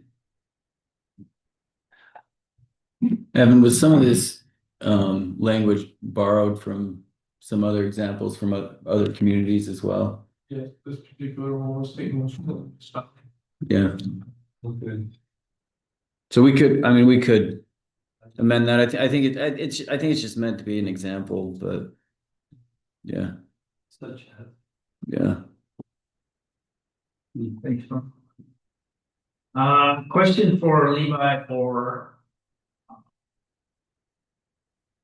that's better with me. Evan, how does this ordinance make enforcement on unlicensed vehicles any easier if we still can't identify who to write a citation to? So I've gone through this with the sheriff's department several times. If you can get a VIN number off the trailer and it has been registered as a package, you can track somebody down that way. Being that Utah does not require that, it goes straight to the impoundment process. So when I call the sheriff and say, hey, I can't find this vehicle, they can't find the owner of the vehicle. And I go through a 7-day process, then they have to go through another 7-day process, so it's a 14 to 21 day process before we can get that vehicle impounded. It gets impounded with the VIN number, and when you call to report your trailer stolen, it is in the sheriff's department's stolen, and they can tell you that it's not stolen. It has in fact been. So the VIN number may not help us locate the owner until they call in and report a stolen trailer with this VIN number. Correct. Okay. And this ordinance, by making it prohibited, means we can impound it immediately if we. 7 days instead of 14 days. I'm sorry. Yes. Okay. They'll still get the 48-hour warning. It will still receive a citation because you can cite a VIN number, it just doesn't go to the owner. So the citation goes on the vehicle, but who gets it and when they get it and if they pay it, because we have no way to track it. So they'll still get the 48 hours, still get the citation for 72 hours, and then it will be tagged. Vehicle is tagged to tow, and then by the end of the 7 days, it's gone. Does our contract with the Cache County Sheriff for law enforcement include this type of service? Or does this come It does not, the sheriff has to do their own process, but Levi and Justin and I have spoken about this. It is within our ability to impound, and I have set Nibley City to be on the sheriff's film registry so that we can impound without their assistance. So Nibley City would be impounding the vehicle? Correct, and it would still go to police lot, and it would still be registered with dispatch. Okay.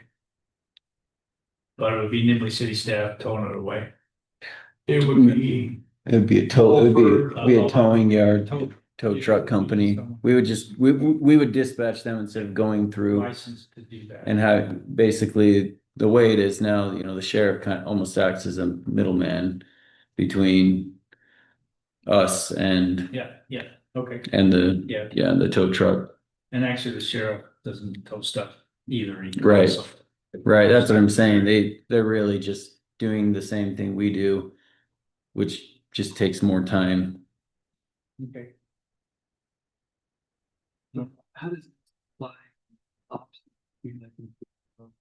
If we parked on the Nibley side or the opposite side, do we still have it towed? It would have to be on the south side, I believe, because the north side's in Logan. So we wouldn't, we wouldn't enforce that, but if it was on the south side along Firefly Park, then. And the vehicle, I really would get the Northwest, the license AT. He's been cited for it. Has he? Yes, On what charge? on our side of the street. Overnight parking, okay. Good, thank you. Has he paid the ticket? No. Well, almost good.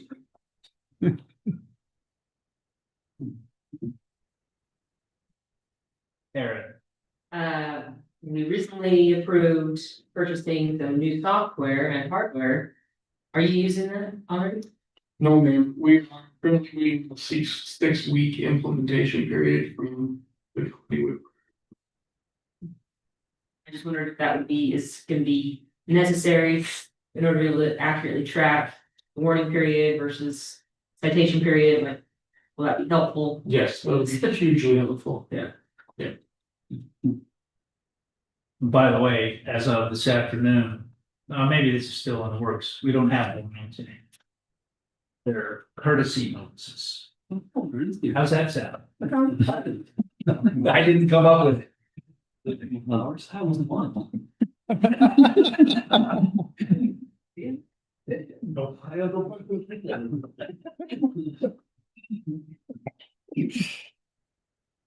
Yeah, thank you. So, a couple things on this, so.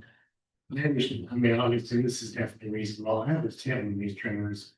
Cause it's so dark when my house, like, sticking out around. It didn't have any reflection, I saw it, really, make the time to swerve over. So I appreciate that, cause those black trailers just stuck out there in the rain, definitely safety hazard. I hate that we even have to wait 7 days, cause that's 7 days of like, danger before we can even get that fixed. I guess part of my devil's advocate though is. If, where do we want them to park these? Because if we don't want them to put on the street, we don't want them to park it on their grass or in their yard. Are we kind of saying you can have a trailer? Let's trailer shit somewhere to park it. Okay.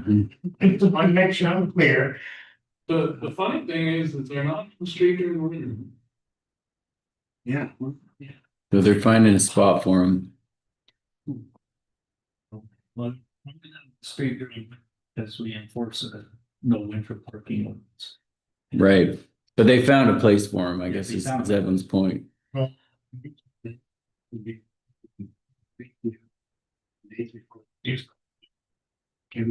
do we have like some reflector stickers or something we could just smile on that, but hopefully increase visibility for this?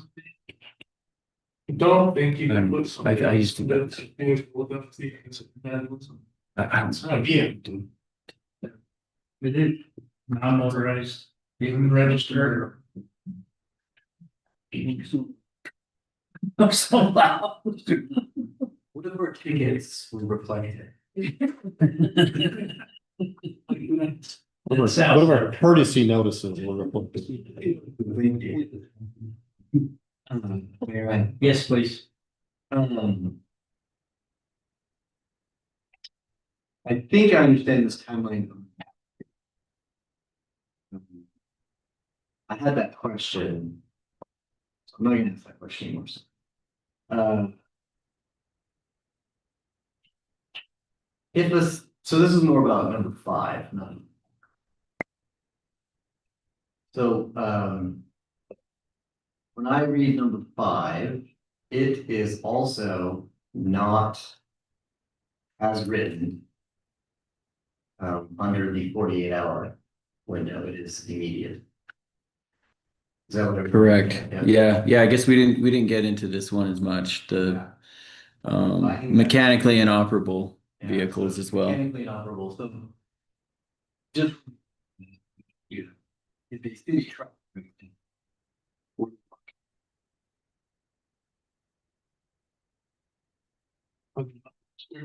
Well, there is, but. Mechanically inoperable.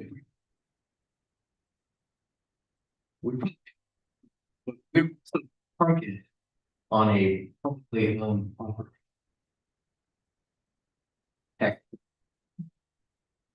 I'm just pointing out the wording of this. Mechanically inoperable includes, right, but it's not limited to flat tires, batteries.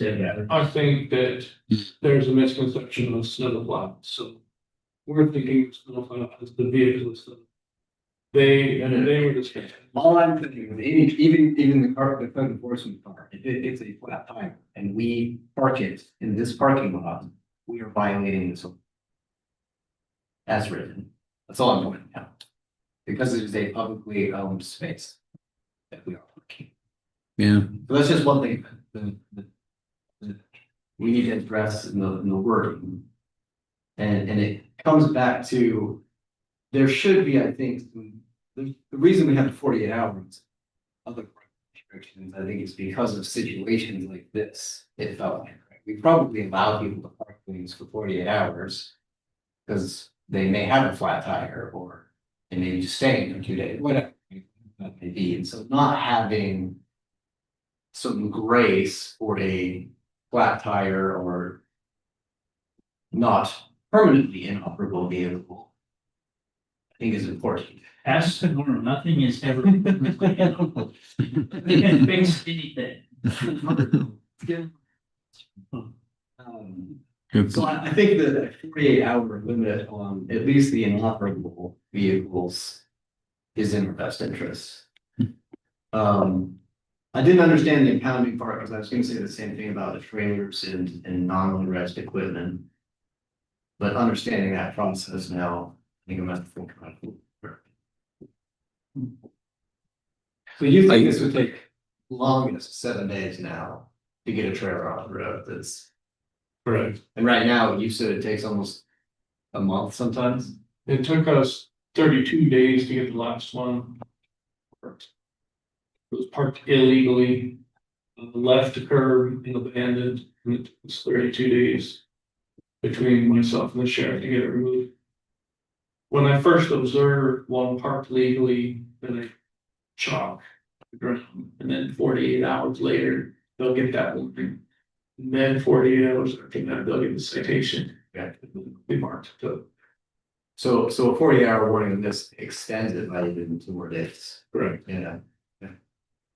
I think that's a good point on inoperable vehicles. Under this unregistered though, I do think it's helpful to not allow unregistered vehicles because it becomes difficult to enforce. And really, if they're unregistered, they probably ought to not be on a public street anyway. So If they're unregistered and inoperable, and we might throw in uninsured, you can't even park it on private property. right. We cannot determine the insured Yeah, with that. Yeah. that's not your main here. Yeah, our current definition of mechanically inoperable includes anything that prohibits lawful operation. I mean, we can't determine that. So I guess, unless we want to wordsmith from the bench tonight, No. my suggestion is a second reading. Yeah. So I will make that motion. Yeah. All right, Sorry. so if I'm understanding unregistered, we're doing the trailer. To the point that, you know, made. If you're working on your yard and you've got a stuff to unload and it's parked in front of your house on the street, but you're unloading it under this new ordinance, then it would be unlawful, right? If it's uncoupled, if it's connected to a vehicle, then that's allowed. But if you drop the trailer into the street, But if it's 4 tons of grain, they take you a couple days to move it. It's gonna make it too strict. And I like his comment about just allowing it during the daylight, and it's the main issue we have. When it was to the night because it was black. There's nothing reflective on it and sticking up. That during the day, that would be the same issue. Is there a way to allow that during the day and then, you know, move it or something, because I don't want to keep people from being in their yard and do all that stuff too, by being so restrictive. I mean, I guess they can make it so they never uncouple it. You know, but I know that happens because like they have sprinkler pipe and all sorts of stuff, and I know it's Yeah. probably working for 3 or 4 days before I get it all unloaded and. So I think Mr. House made a great suggestion, and I'm glad we're thinking about it. In the case where we have 4 tons of ground. I think Mr. Ammon's suggestion was that the prohibition with an uncoupled unlicensed trailer would be only at nighttime. So if it takes you 4 days to unload this gravel, you're still gonna have to hook up on onto it every night and move it. Right? So, Working with. I mean, I appreciate the daylight, nighttime difference in safety. At the same time, I mean, are you gonna drop the trailer, pull away and leave it there during the daytime, come back, hook the vehicle up, move it somewhere for nighttime for safety? And then pull it back out to that spot? The only scenario I can think of is, do you use your truck for work and you pick that up and you got there with Jenkins and all done, but you gotta use your truck to get to and from work and you're ready with the truck and vehicle. You would uncouple it to do that and come back. So you would couple in, but. Scenario. Yeah. Curiosity, it's anecdotal, the accidents from kids that ran into trailers. Did you tell us what time of day they were? They were both in the. They were both at night. Great. Okay, I had a motion, but it died for lack of second, but even after a motion, as you know, we can continue to discuss lots of these things. I'll second the motion. I think we're waiting for Garrett to get his. The motion has died for lack of a second, so it has to be remade.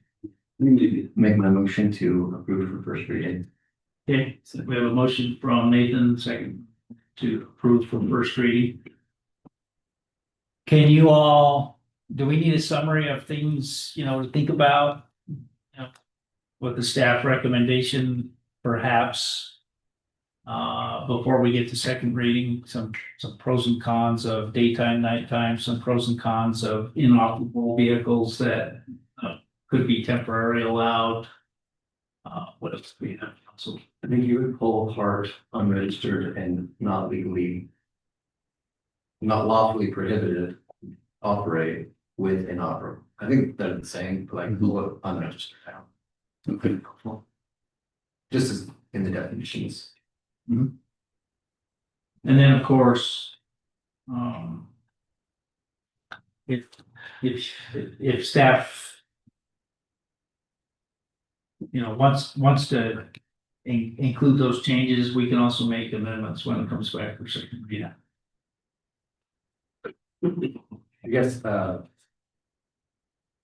more of a discussion before to think about at least till next time is I don't think we need the specificity and overreach of where we should tell them to store their equipment. I don't care. If it's in a commercial rental storage unit or private. I think that can just be removed. We just don't want it on the street. Oh, I see. Yeah, So, we don't think we should. okay. Okay. You can tell me where to store my stuff, because I keep thinking it.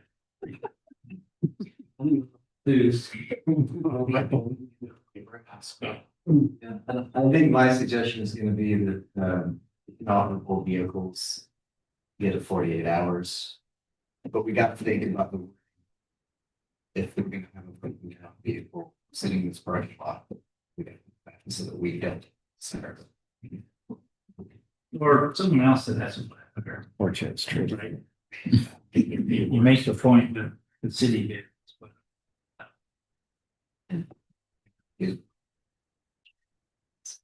Maybe. Okay. Does that give you? Okay. Yeah. Sounds good.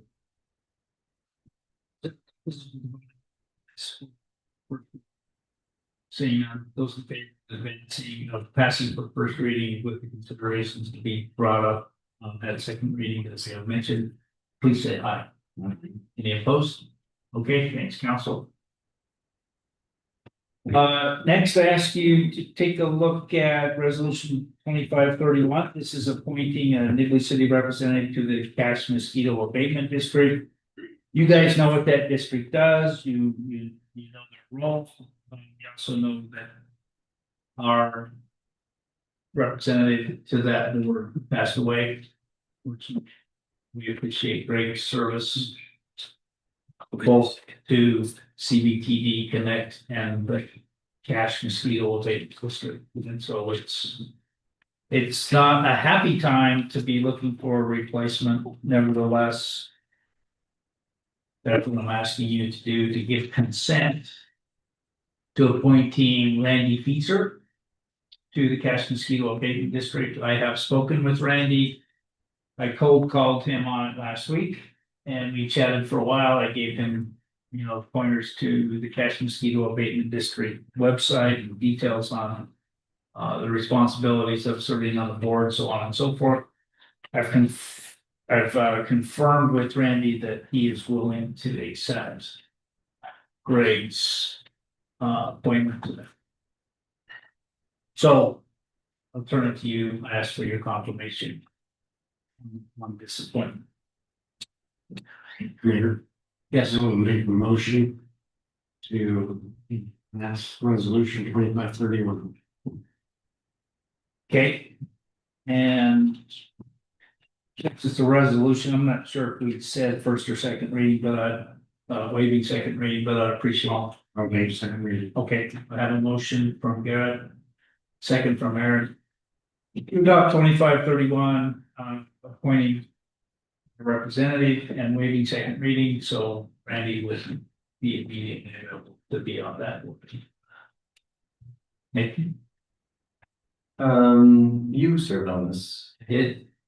How heated might one of these meetings get?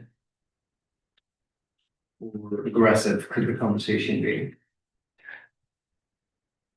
The cash mosquito abatement board, it's a very unique board.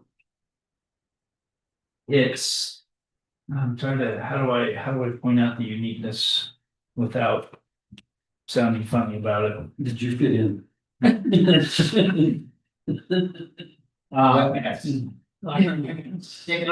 Barometer we There are, and this is not making a judgment statement at all about how people run their lives. There's probably about half the board that requires paper mailings of minutes and agenda and information on the board.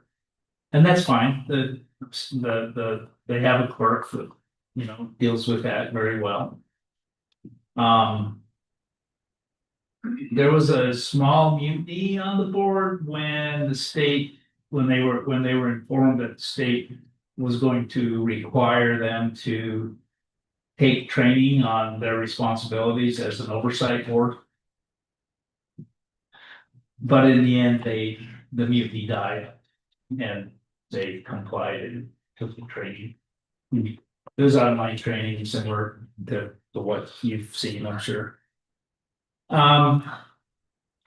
They're generally very docile meetings. They're very short, they're very docile. There's an excellent, I believe, with Richard Rigby, they're excellently staffed. Richard is a school teacher. He's got time in the summertime to devote a whole bunch of effort to this. He hires college kids that are well trained. Richard goes to the conferences. He's up to date on best management practices. He's got GPS on his trucks, so he knows where they've been. He's got anemometers on his trucks, so he knows that the wind speed is appropriate, and when it's not appropriate to be out spraying. In my opinion, the board, the need for strong oversight because it's so well staffed. As long as Richard's there or someone like Richard's doing as well as they do, the need for oversight is just because we do need oversight on anything that collects property tax. The most heated that I saw the board tackle while I was there was the fraud risk assessment. And it was kind of like, why do we have to do this? So it's because the state says we have to. So that was the controversy. I think Randy will fit very well. I think he'll perform well. Yeah. And that's what that recommendation. This is purely out of curiosity, and I tried to look with speaking with character individuals. Yeah. I was genuinely curious. I think Randy will speak up and we know Randy and I think he'll speak up and he'll speak respectfully and. There are other people like Randy on that board that speak their mind when concerned, and I think they deal with it. It's good insight. Let's see, where are we? We have a motion and a second. That was discussion. Is there any other discussion? Okay, any other comments? Is there opposition to voting? Seeing no opposition, Cheryl will ask you to call the roll on this, please. Councilmember Larson, what's your vote? In favor. Councilmember Larson, In favor. In favor. Councilmember. In favor. Thank you.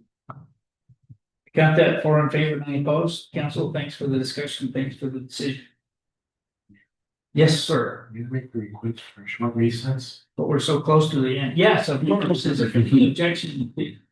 Recess until, let's call it 8:35. No objection, let's do.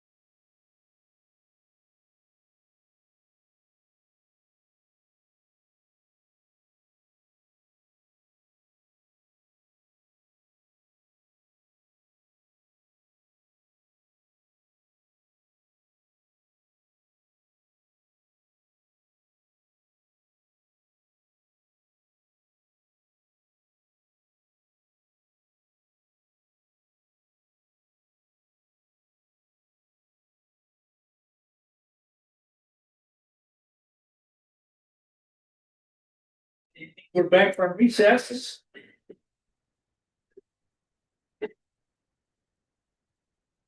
And we're up to item 11. This is resolution 2532 that would amend the city's consolidated fee schedule, specifically addressing trash, solid waste collection and trip to the landfill.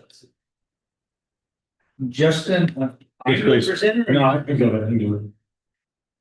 So I'll first apologize. When I first wrote this resolution, I just took kind of the main garbage fees, which are the 96-gallon can, the 60-gallon can, the blue can, and the green can, and had everything adjusted appropriately. And about 2 o'clock today, Talon read through and said, "Hey, you forgot these other fees that I apologize, I forgot about, which are not normal every month fees. They're things like garbage can drop off and pick up, and a lot of obviously fees for misuse, overfilling, and things like that. So those are everything that's red there is those extra kind of fees that go along with that. So everything that was changed today is track changes. You're welcome to it was and not in the packet that you reviewed throughout the week. So I sincerely apologize about that. They're not super critical or used very often. So if you wanted to just nix all the track changes, you're welcome to do that. We'll probably be fine until we redo the consolidated fee schedule for everything else in a few months. We try to do that every December, January timeframe. So you're welcome to do that as well. It'll break the bank by any. The other one, however, due to the other ones in black, I should say, that were in the packet that you had time to look at and review over the last week. Those are time sensitive. Per the contract with that the Cash Waste Consortium has with Waste Management, they are allowed to do a cost of service adjustment according to the CPI, and the mayor could probably speak more to this than I can, but it is scheduled to start and begin October 1st. So in order for us to be able to recoup the cost of this increase, we will want to waive second reading, pass at least the black fees today, or take a small hit, and it won't break the bank either, but if we want to be ahead of it, not subsidize that at all, make sure to approve this tonight. So any questions on that, Claire? That's all I had. Thank you, Justin. I think the only thing I would add, the Cash Waste Consortium met on Wednesday to consider a contract amendment with Waste Management. I won't get into the discussions of that because there was only a small part of that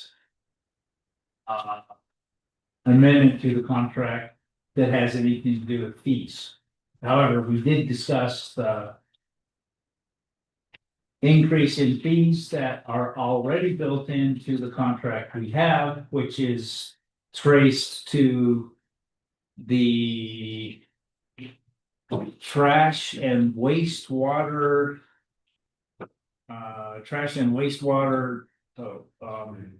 garbage and trash collection. Did you know there's the Bureau of Labor Statistics actually tracks the cost of living, CPI for specifically trash and trash collection.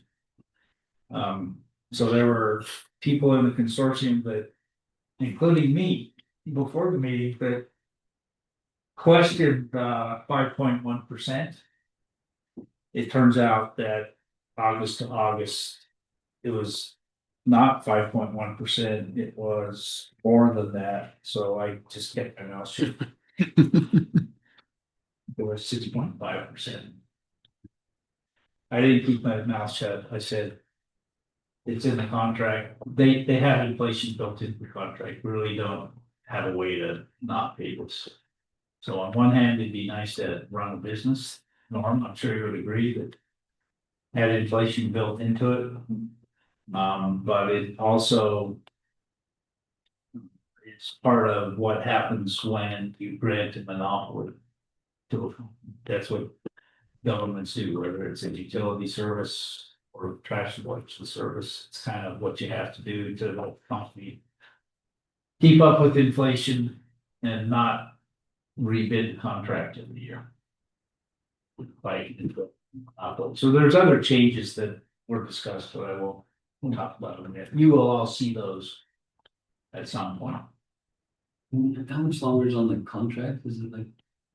That's one of the things that are being discussed. So there's 3 more years on the contract. Yeah. Now I'll get into it a little bit. There's a. Waste Management has exclusivity on temporary roll-offs, like at construction sites. People have asked for that exclusivity to be waived, and Waste Management has come back with, yeah, we'll do that, but we want our 5-year extension on the contract, so it'd be 2033 before this contract is up. It's good leverage. Yeah, it's leverage, and I fought about customer service issues with our, to follow up with our staff. With Waste Management. The consortium voted to accept the contract and send it to the cities. Really don't know what our options are in terms of being a lone wolf, in terms of getting out of the consortium and the cost of collecting trash is in the city. That will come back to me. So the answer is 3 years or maybe 8 years. 3 to 8 years. Maybe. Oh, Yeah, just some, more clarification from staff on it won't break the bank. Maybe more of an estimate. If, say, we were to not implement this till November 1st. Good question. I probably should have calculated that. But I didn't. We could probably scrabble here. If you'd like me to. Oh. No. so our annual, and this is, we try to do this proportionally. It amazes me, you gave me the numbers, Dustin, and Amy gave us some, but we pass through about $750,000 a year to Waste Management. So if we're a month late in getting the fees implemented when they're increased to Nibley City, right? It would be 1/12 of 5%. 750,000. Is that fair math? That's pretty good math. I can't do it in my head. Well, $750,000 a year. Divide by 12. 62,000 a month. And 5.1% of that times 0.051 is $3,000, 3,200. Okay. And by the way, this was part of the Wednesday discussion. There are cities that said they can't get this done before they're billing in November, and it's just not gonna happen. I was talking to a city manager and I said, "Well, your mayor just ran the meeting, but, oh, am I telling you who? Okay, your mayor just ran the meeting that got this amendment authorized by the consortium. Effective October 1st, so it's October 1st. So. There is some chance, but I think this council ought to try to get if you're gonna go along with the cost increase. I don't know how you don't go along with this contract. Make it effective for October 1st, and if other cities can fight the fight, it says, no, there's no way it's gonna be November 1st, we'll piggyback on that. Am I making any sense? Will other cities be able to do that before we send out our bills? I can get resolution on that before the bills go out. The only reason I'm thinking about it is that just making citizens aware if they wanted to make changes. Right, like I don't think a ton are gonna do it. But like if I look at this and say, well, now I'm getting rid of one of my cans. They don't have an option to do that, they're gonna get post bill for what we've already done in October, right? Yeah, but they've also they've received that service in October. Yeah, it's good. So they don't have to wait till the anniversary to make a change in service. In service off. Oh. Mayor, if I may, I had one more tip that I forgot that I was gonna mention. We do charge 10 cents per can for an admin fee. So in calculating this, we took the 10 cents off, increased it by 5.1%, and then put the 10 cents back on. So we didn't increase our admin fee at all.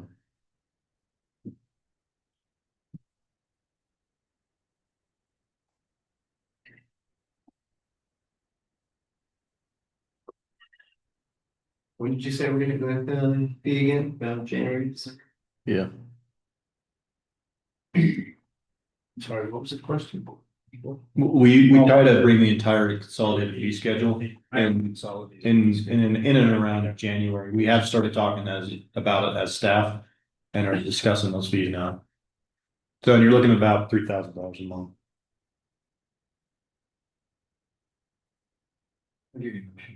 Thank you.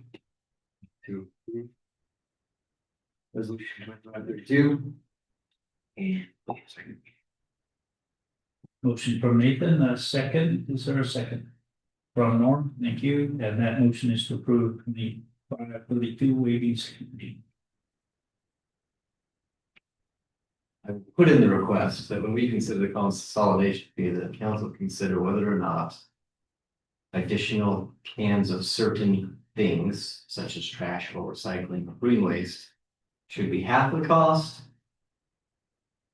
or more. I think that we've talked about this before about incentives and we're kind of stuck with the original costs, but we can do different things with additional costs if we feel we want to in the city. And the city just eats some of that cost. Either eats or gets more. Yeah, we can charge, We charge what we want. we can charge what we think is fair Yeah. for whatever goals we're trying to achieve. Right, it's better ways to. So I just encourage us to really think about that for when this comes up. In January, so. So. They gonna do green waste again next year, or is that too early? They are, with this 5.1% increase. Now, part of the amendment is all about green waste, but it's about roll-off green waste. We would have to become a city that doesn't offer curbside green waste to do roll-off green waste, and I see it's on a per haul, and it's very expensive in my opinion. For two reasons. One, cost can be controlled if you pay an employee to monitor what. Because when it gets contaminated, it gets hauled to the landfill, paid to be at the landfill, not the fee. Second of all, unless you have a city staff member compacting what's in the roll-off, you're hauling 90% there. Because someone throws a big tree in there and the roll-off's mostly full, 2 big trees, so they sold for the different cities, because of the tree in there. And I'm the guy that on Sunday afternoon gets in there and jumps out on the tree to try to compact it so I can get my stuff in. And that'll be another retirement accident. And they may not find me till they dump me in. And it'll be the landfill because I will be the contamination. Like a movie. But the green waste, I have a previous with dump trucks, with tree, to your point, it cost me the pull of limbs was $25. And At the landfill? At the landfill for green waste, and to dump it with grass, it had some branches, was $96. Are you serious? So it's a pretty sized dump truck. So, Okay, so it's not your pickup. no, it's a 6-foot. But do they weigh it? Yeah, they weigh it, they charge you per weight, and that's what it costs. So for your bins, I could see that would add up. For the roll-offs? Yeah. And that's just monitor green ones without rocks. That's what I was asking. Yeah, and we can do, if the council chooses, we could do like, even though we have carbs, Yeah. green, if we can do special cleanup days and pay the fee for that. Put out the roll-offs for a day and monitor it for a day. Not telling us we'll do that and just dismiss it. Okay. Any other comments? Thoughts? It's not even 9 o'clock, but I think the motion was to waive second reading, adopt and waive. Any objection to voting? Seeing none, we'll ask Cheryl to please call the roll. Councilmember Larson, Cheryl. In favor. Councilmember Larson, Yes. Councilmember Mann, In favor. Councilmember Manville. Thank you.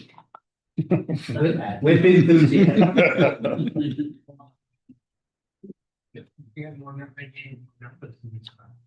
And that's why there may be a delay in implementing these, because they were supposed to notify us of these fee increases 2 months before the increase.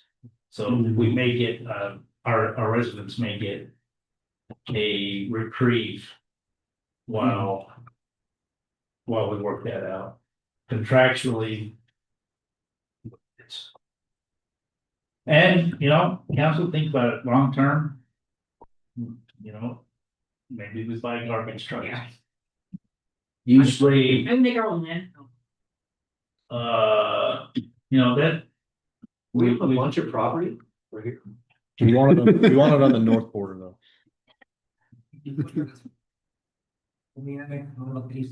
Justin, tell us. I think you know this data. Tipping fees or dumping fees at the landfill in Cache County relative to other counties. I don't know that. It's a factor of like 3 higher in Cache County Really? than any other county. And it seems like the correlation is to whether the county owns a landfill or whether the city owns the landfill. Yeah, it was dirt cheap in St. George. I remember that, yeah. Right. So. Washington County, wasn't St. George. I'm serious. It's like. Dumps in $18, $19 a month. For what? For the service. Go back to that chart. I know. Oh, sorry. Council cut me off. I closed it just a That's second. like the whole 1/3 cost of that service is different. But Under the $16. yeah, $5. Yeah. Have they ever actually proven that they own the landfill? Yes. Yeah, the Cache County attorney agrees with. The one, when we were negotiating this contract. I don't think, yes, all right, let's move on. Let's talk about broad risk assessment. Oh, I treated this as if we had already done it. So let's talk about 2543, broad risk assessment. Thank you, Mayor. If you want to pull up the actual assessment. The fraud risk assessment is a tool that the state auditor's office uses to check on and make sure that we have best practices in place. Scroll down to the kind of the red and green. Yeah, right there. Right here. Up one. Yep. So this is just a scorecard basically where they have a list of best management practices to reduce fraud and the risk of having fraud in your organization. So this is something that we as staff take very, very seriously. There's nothing more important to us than making sure that the public's money is held in trust and used the way it should be, and do everything we can to make sure that there's as little possibility for fraud as possible. And this is just a scorecard that we put together and they ask us to use and turn in and have you review, have you look at, and have you officially accept. And so we've always had at least in the last month of memory, perfect score on the scorecard. We work hard to make sure that that happens. One of the things that we do is have an internal audit. We just started implementing that about 3 or 4 years ago. We're kind of rotating through council members. Garrett was able to join us for a few hours this last week. And so I was able to do that. So I am curious, your thoughts on, how you like that, what you thought about it, what maybe you learned, or if there was anything you thought we could improve on. And just kind of your thoughts on how that went, with also admitting that Garrett and I need to still hook up and talk about a couple of items to kind of put a bow on it and finish it off. But maybe if you don't mind, just give an update. I mean, you guys. I mean, you do it. Actually, maybe what did he do? We really do have an incredible staff, and they have procedures. I mean, if any one of them was not available, they have step-by-step instructions on how to do each of their different jobs. And it was very impressive. One thing I got out of it though, after talking to Sage about the major headache of dog registration, we should just outlaw dogs. I mean, seriously, it's nightmare. I couldn't believe how much time, she puts into that. And I'm grateful she does, but wow, I mean, outlaw dogs. Yeah, and then I'm talking to Amy, and Amy is way on top of things. The way she has it, they're so organized. I mean, I wish I could get everybody in my office to have a set of procedures and everything else so that someone else could pick up. I also, they do take the fraud very seriously on who holds the checks, can't be assigned to the checks. I mean, there's so many different processes. It has created a couple of issues when people were gone trying to get people that had to call the mayor in, to make sure he could sign some stuff. Because they take it very seriously that whoever holds that can't sign it, and signers can't hold checks and different things. So it made me much more. I was very impressed with our staff and just the way everything is so detailed. I mean, we're lucky to live with that. The easiest part of being mayor is signing checks, and this doesn't happen very often. Right. And because we have such great staff. Yeah. And they'll explain exactly what the check is for, show me the invoice. The whole 9 yards about your services, why we owe this person this business money. Yeah. I mean, they're great. I wish there was a way to help Stage cut back on which terms he has to spend on dogs. That isn't a complete nightmare. So. Well, if you got any ideas where, other than, you feel free to outlaw, but I don't know how that'll go. How do you feel about that? And I thought it.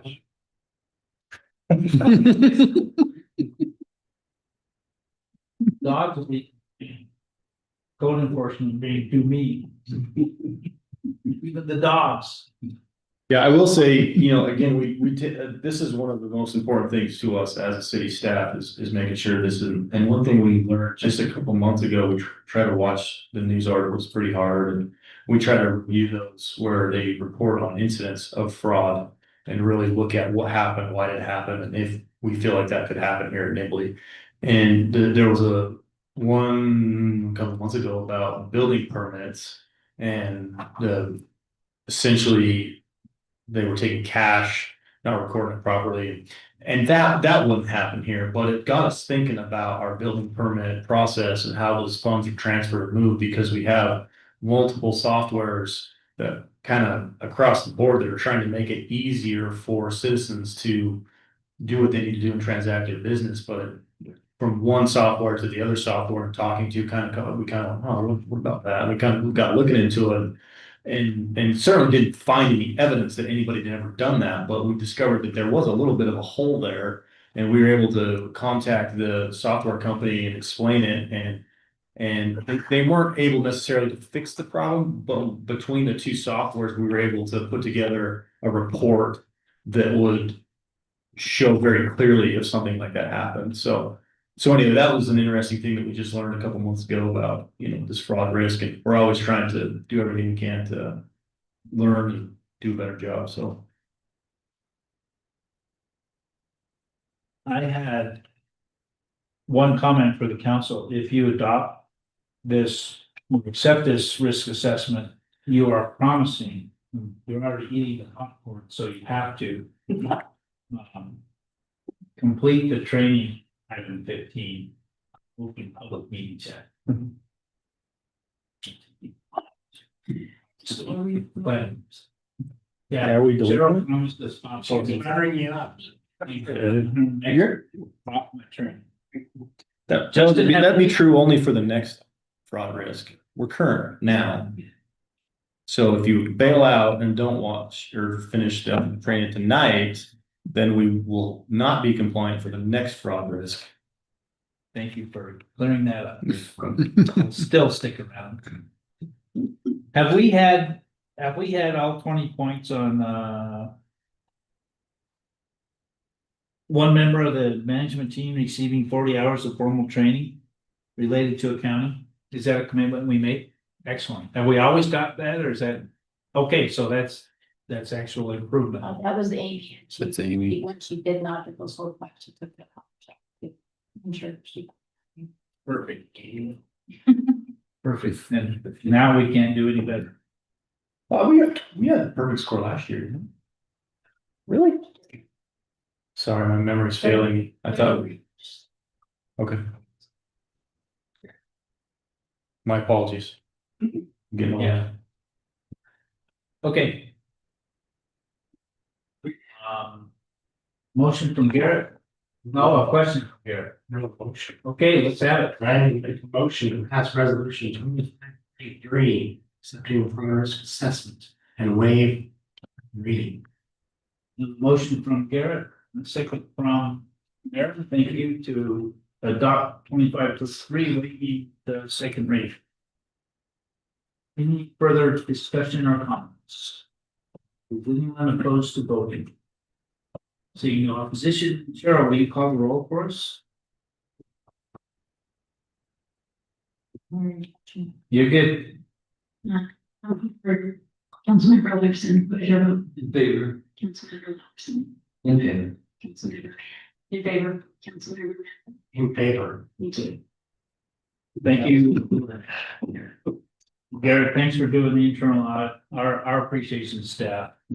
Please pass that over. Thanks for your discussion and votes. Let's do a workshop on weeds. Guy, what do you have? All right.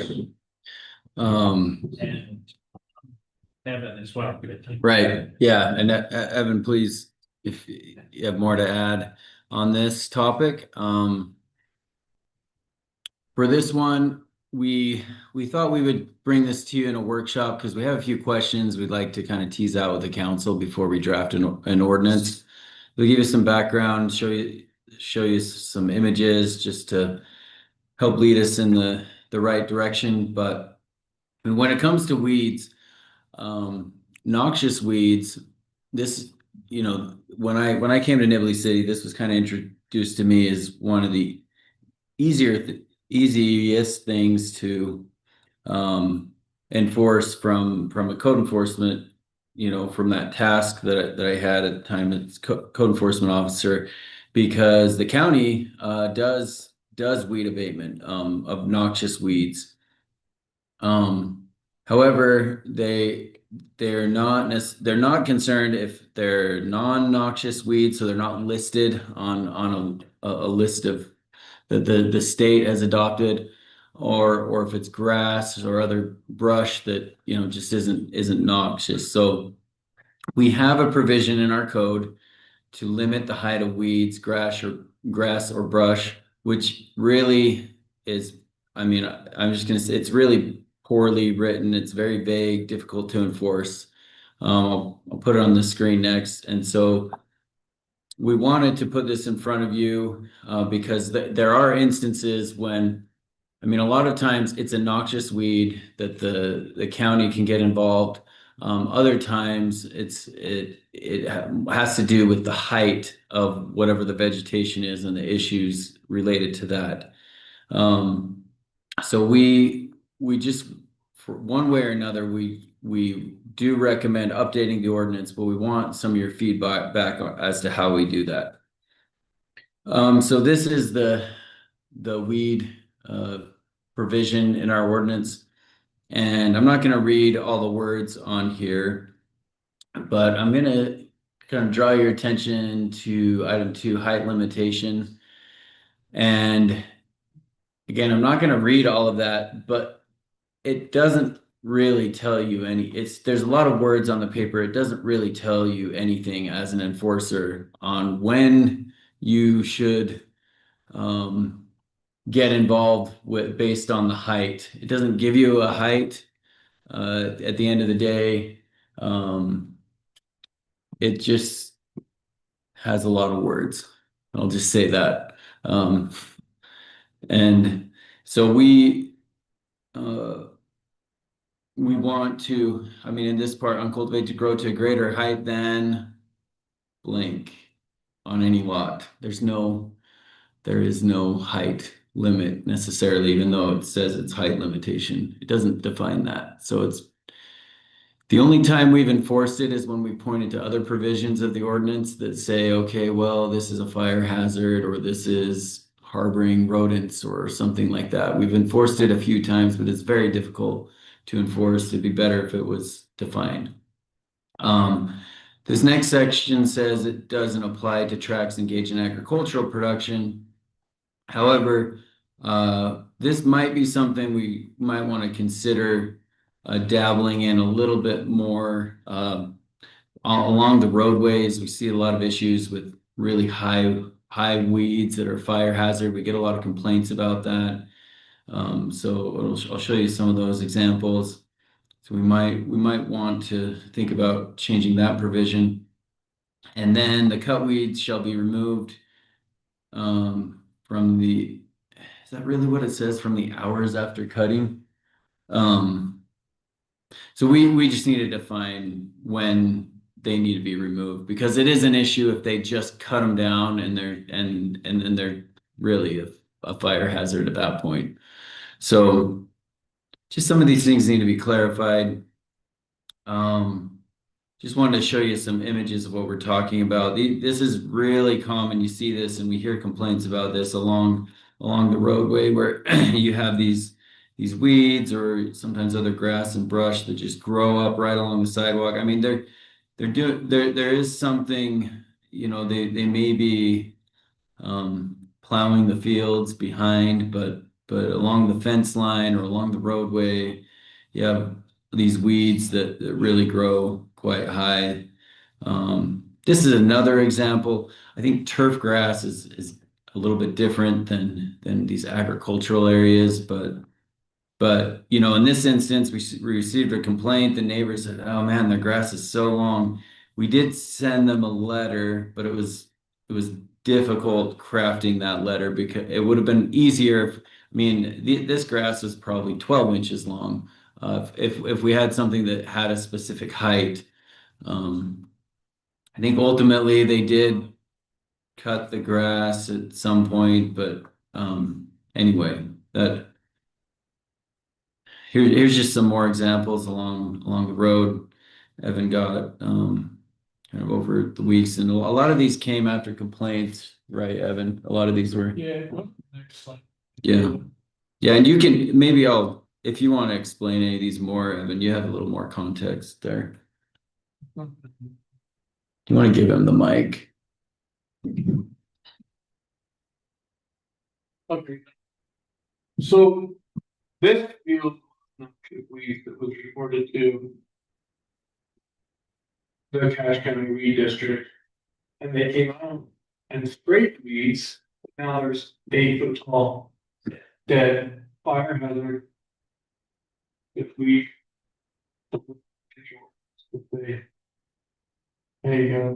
mow that down and mow it. This kind of looks similar to that. Yeah, this is big. It's great. 6 foot tall weeds. Something. Which we got. Just park strip. We've had lots of discussion about park strip, maintains it, currently nobody. It's a situation. So it's more of a, is this okay? No. I don't have any heartburn with weeds. I just didn't force what you want. And what the public wants. Just go through,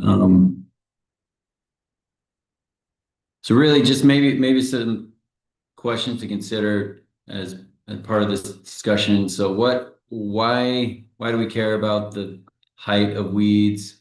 Beautification, you know, I think a lot of people tell us, and I mean, pretty common that it looks bad. I mean, go along the road and you just see these huge weeds growing. So yeah, beautification is part of it. Fire safety, they could become a fire hazard in a lot of instances, and they could harbor things, insects, rodents. Heard about snakes, right?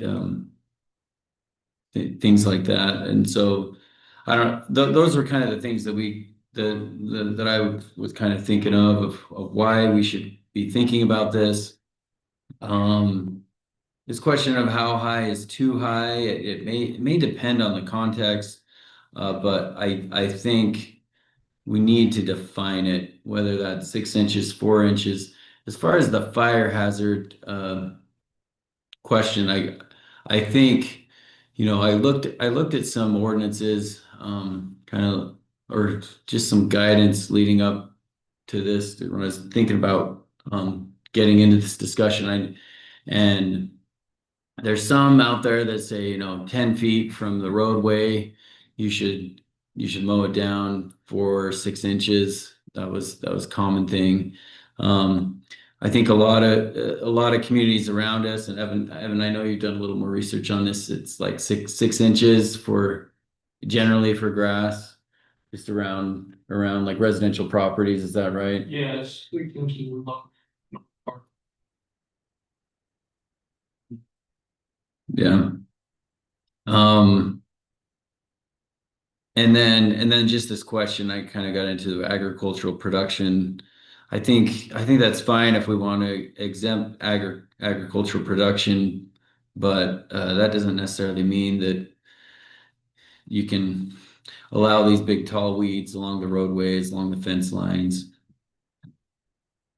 So anyway, just welcome your thoughts. And we should, if we're gonna focus on weeds next to roads, we ought to actually be focused on weeds next to sidewalks as well. Right. So like next to the right of way, yeah.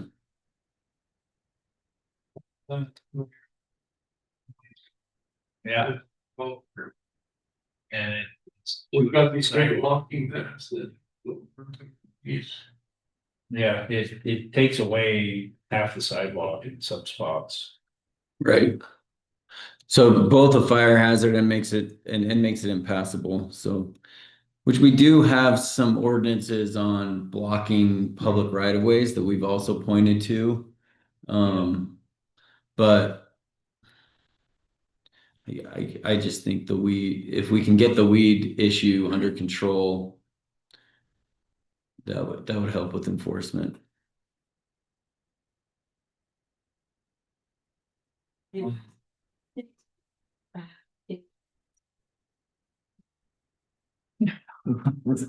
They're noxious, right? They're noxious weed, right? So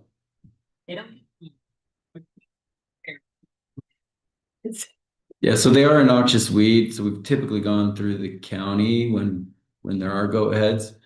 I mean, I think if they spray them, I don't know, at least temporary, that doesn't help in the short term, but it might help in the long term. We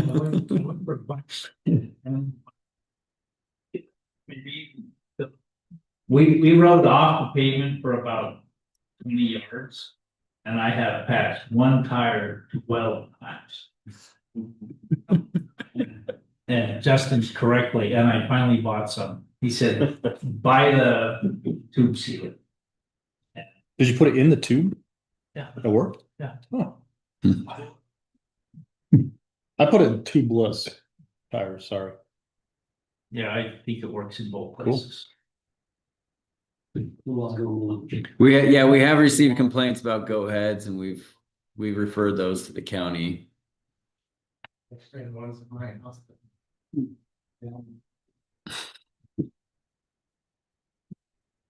I think the question of what is the purpose is important. Yeah. In the nuisance ordinance. And nuisance is something that either is a threat to public health or is just undesirable. Some cases, this is a threat to public health, such as viewing on a sidewalk and that kind of stuff. Fire safety. Fire, maybe I'll buy into the rodent insect thing. I think others are. A lot of people don't like weed because they have a high level of maintenance on their lawn. And the neighbor's not that serious about things like, and I fall into the second, not as serious about dandelions. And I'm sure my neighbors don't like the fact that I might be contaminating their yard with dandelions. Which dandelions are not a noxious weed. You can eat. How many noxious weed lists? 56, I believe. Some of. Yeah. Yeah, we had a great presentation a few months ago by Jake Forsgren, who's the manager of the division in the Cache County Vegetation Management Division. Told us it was the group of code enforcement officers from around the county, and it explained all the different weeds and why they do what they do. But yeah, we coordinate closely with them. But this issue of height isn't necessarily something they're particularly concerned about. It's just whether it's a noxious weed, so it doesn't spread. Yeah, that's what I think. As a workshop, the treatment first is let's tackle the health and safety issues. Those seem like the easiest ones to enforce. As well as the most important. So if you have to go around the weeds, get sidewalk, that's fine. Mhm. So then as we craft this, that would be tackle that first and do your best for the unpleasant. It's just. It's a little ironic that if we're looking at beautification in rural, this is. So we want a rural atmosphere to preserve our agricultural rural heritage. And it means messy fence lines and all that other stuff. Yeah, Mayor, if I may just, along those same lines, we have some places that are designated as native, like Firefly Park, for example. How you gonna work that into, the Mount Vista HOAs has a native area. We have a lot of native areas. So anyway, I guess as you're just thinking about all these issues and complications that come up, let's not forget about those places that were intended to be a little wilder. I don't know how wild you want to get, but you'll need to make sure those are addressed. Yeah. Yeah, good point. Yep. We put some sidewalks in front of people's houses on the property. Sidewalks that sit out there. So 6-4. So we're talking about sidewalks and those. Part of it during the rural, we never got a sidewalk. We didn't have a sidewalk. Now we got a small one to trim down the sidewalk. We want this place.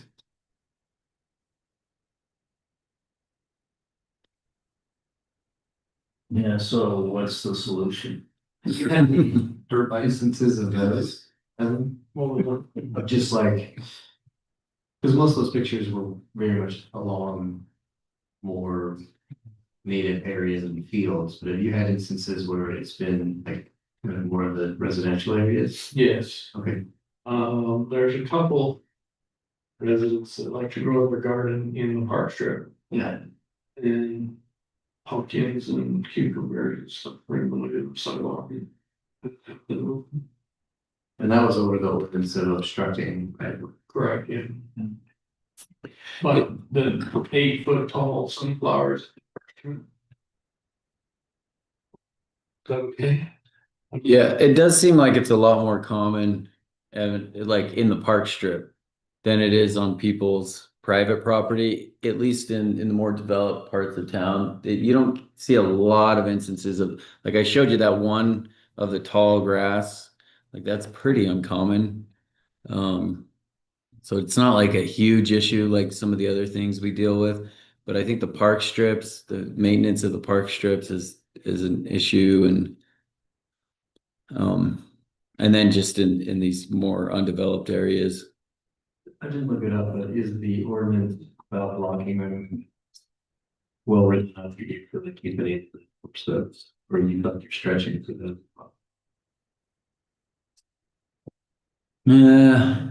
What do you think? Do we need? I mean, It is not an issue. To the blocking. but I think if we could get after it earlier before it becomes an issue, because it doesn't block the right of way until they get like huge, right? So if we could enforce a height limit, at least for a buffer around the sidewalk. Yeah. Or around the road, I think it could prevent it from getting to the point where it's completely blocking the sidewalk. Yeah, I mean, some really well-maintained trails have been on. There's a trail and so most strip a couple of feet wider than the trail to keep the vegetation off the trail. And then there's big tall stuff, big natural stuff beyond that. And we do that at Firefly actually. We mow next to the trail. That's perfect. Yeah. So we could, So I think it shouldn't be, you can go tall weeds right up to the sidewalk. It should be, you have to stay a couple of feet off the sidewalk. yeah, maybe it's 5 feet, just, I don't know. Yeah. Our fence or.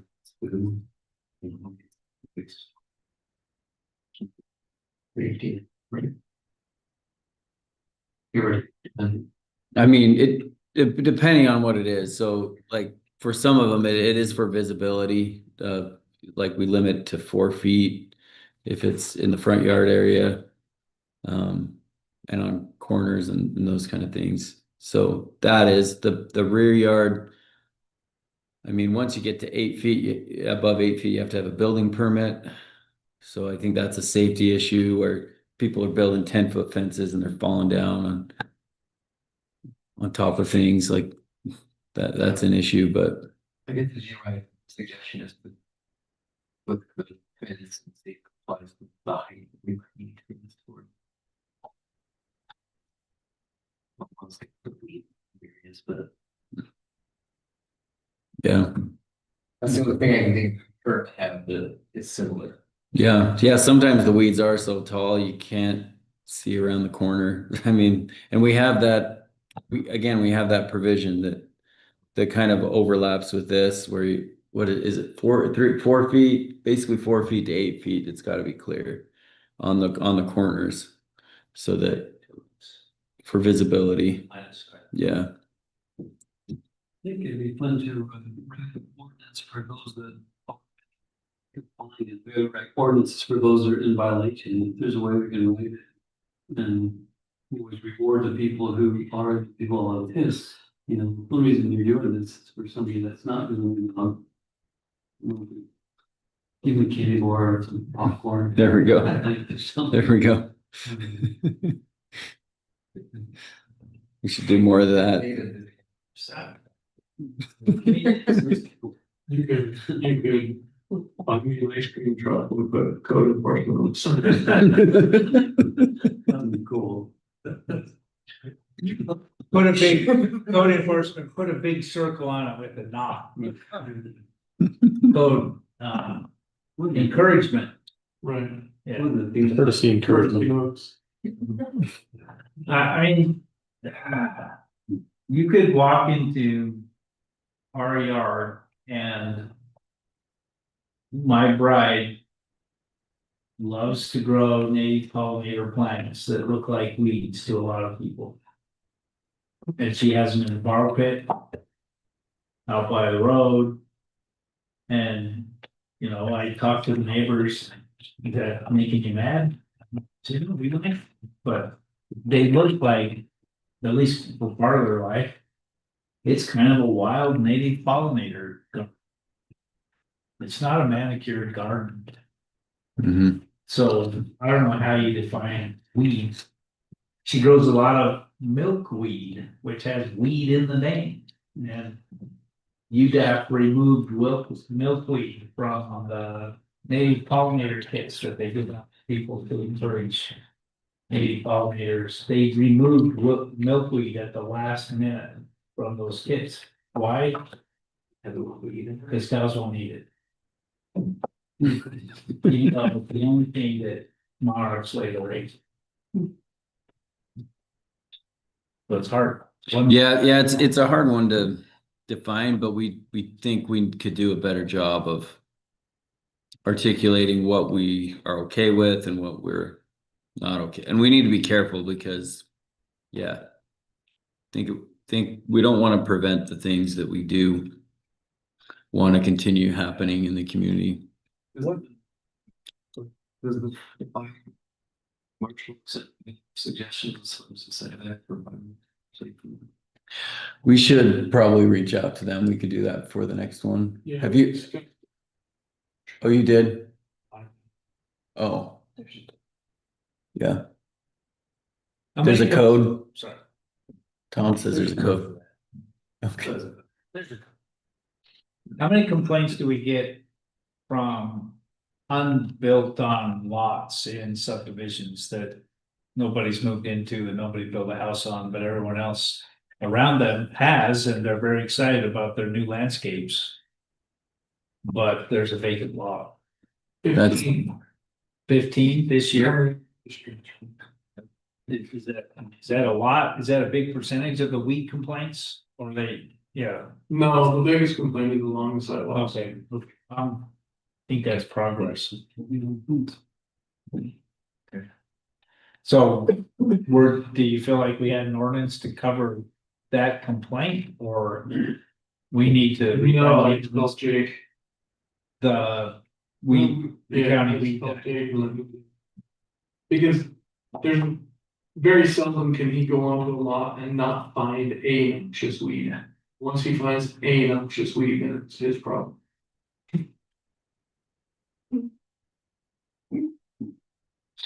Then he kills it to makes a fire hazard out of it. Right, and then that's my problem.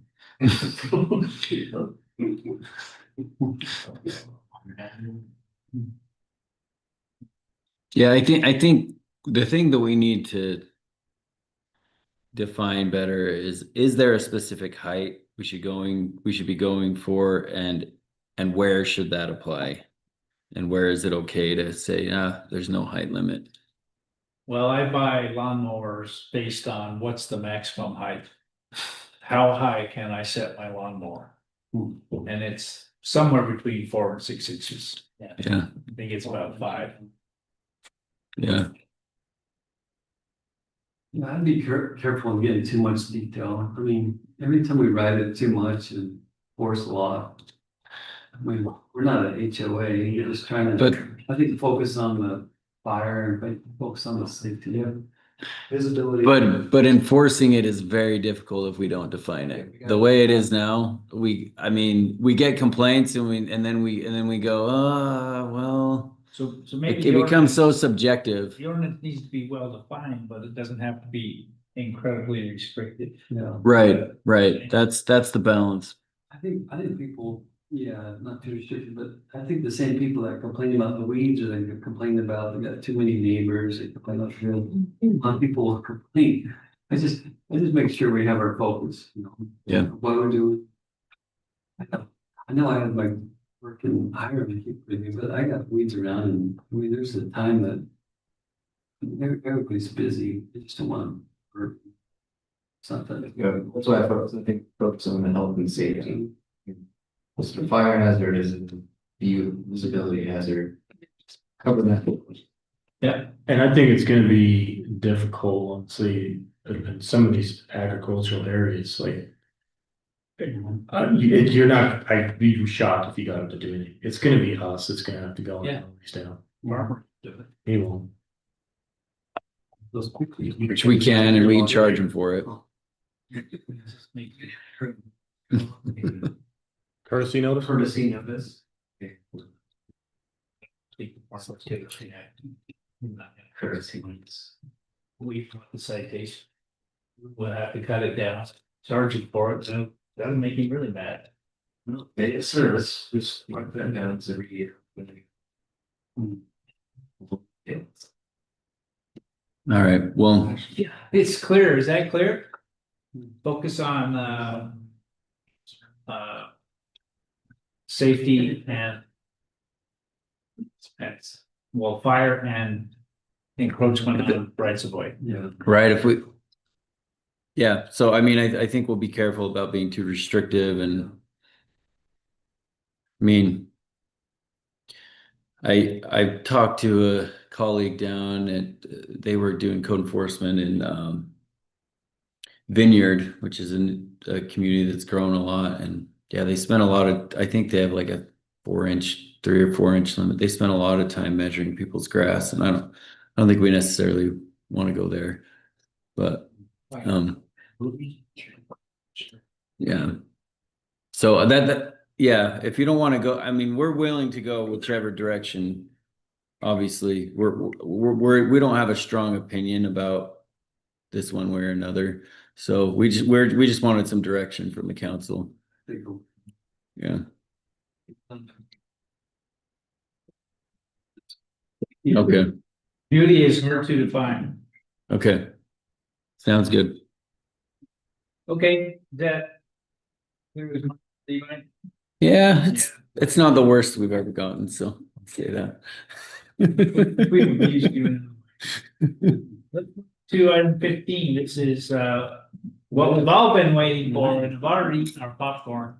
Oh. It's the Cheryl Show. Open and Public Meetings Act. Oh, wait, do you have this? Oh, sorry. Getting training. We'll send you the. Sorry. Thank you. Sure. Click on that link and I'll open again. You guys have to get this training. Oh, yeah, it's gonna be on the next agenda, so you guys are good. This is the best legislation in Utah has ever passed. If only the legislature.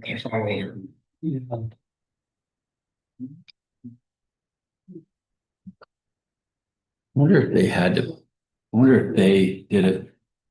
So the state auditor's office did not have the 2025 training on YouTube as they usually do, which means they're trying to push us to do this through their website or they're out Is it a of new compliance with movie? themselves.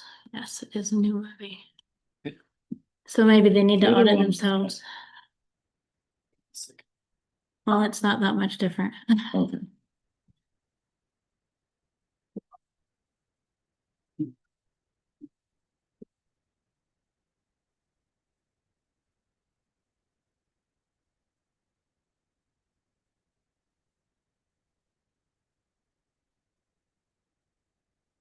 Trying really hard to put in my passwords. Okay, if you can see from this, I took the training and I got 100%. There's my certificate. And with Mayor Jacobson's request, you do have a test at the end of this training. I bet you can pass it. Yeah. What do you want? Are they required to go and log in and do it? No. About the same. So what is the Open Public Meetings Act? State meetings, church government, deliberations are open meetings. That is before we did.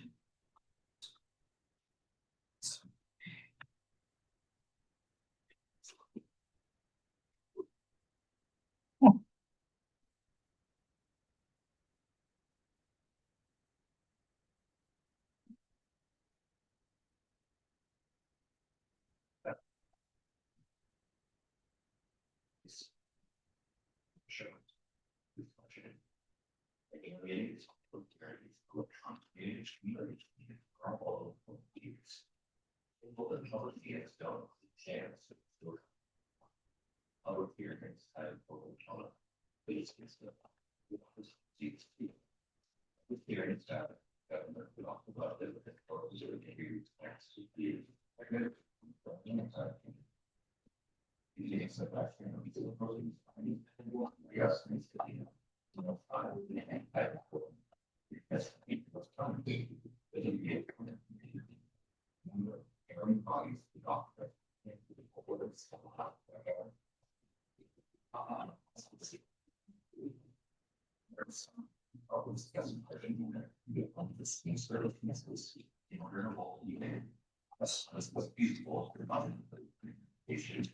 Yes, that's beautiful. And one platform, every volume for the and every volume majority for the meeting. You know, when you follow the people, discuss any of the following. Further character, develop, love problem, what it's seen. Certain real problem, and that's just simply formal, walk right, walk here, experience. 30% of the bus, investigations, recalls.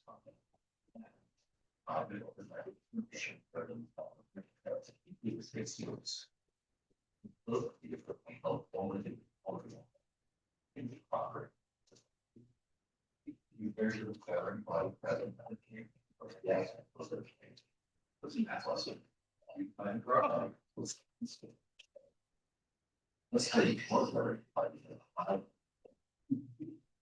we gotta find out, but yes, benefits. Not even what it is. See, but it's time. Gave you a lot by before. Why by very close to the problem here. It's not one sufficient. It's got to look at the see what there's passes. Yes, and that's here the office still off. There are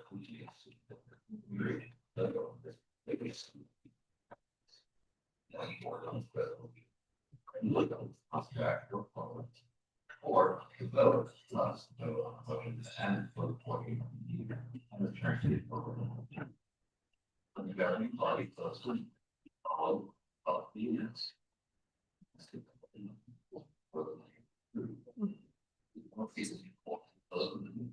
The location where the people know and the voter meeting on gas. Those meetings that or people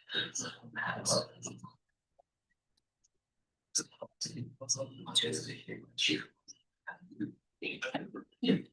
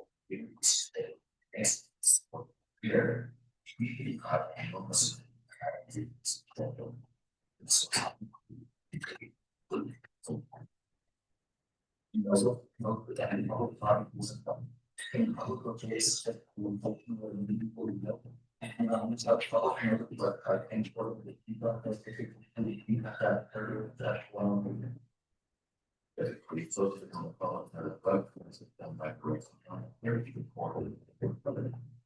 It's regarding the possibilities of experience.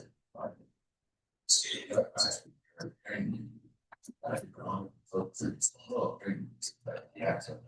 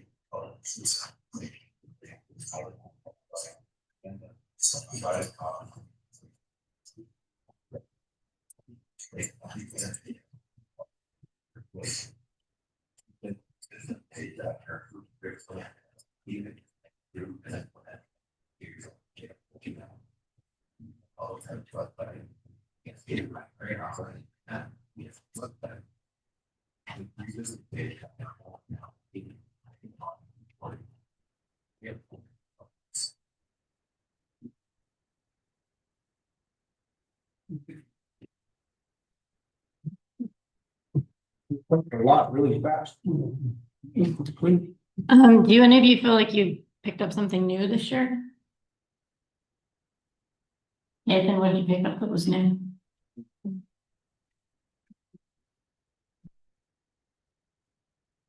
The including of presentations and documentation given the work. Agree. Yep, perfect. I do spend a bit of time kind of trying to track down some presentations at times, and if I annoy staff or any of you about, hey, can I get a copy of that presentation? That's because it's being printed and put into the meeting minutes. I also wanted to note that when we do have a closed meeting, and it absolutely has to be called a closed meeting, it can't be called an executive session, it can't be called a closed session, it has to be a closed meeting. There was a recorder in an entity to the north of us that got they're sitting in a little bit of hot water because they had called it something different. 2 words were very important. The judge ruled the meetings out of order because they were called something else. Seems like there are more justifiable reasons than there used to be to have a closed meeting. Is that just my failing memory? Or have they added to? They have not added to, I think they've just expounded on what those reasons are.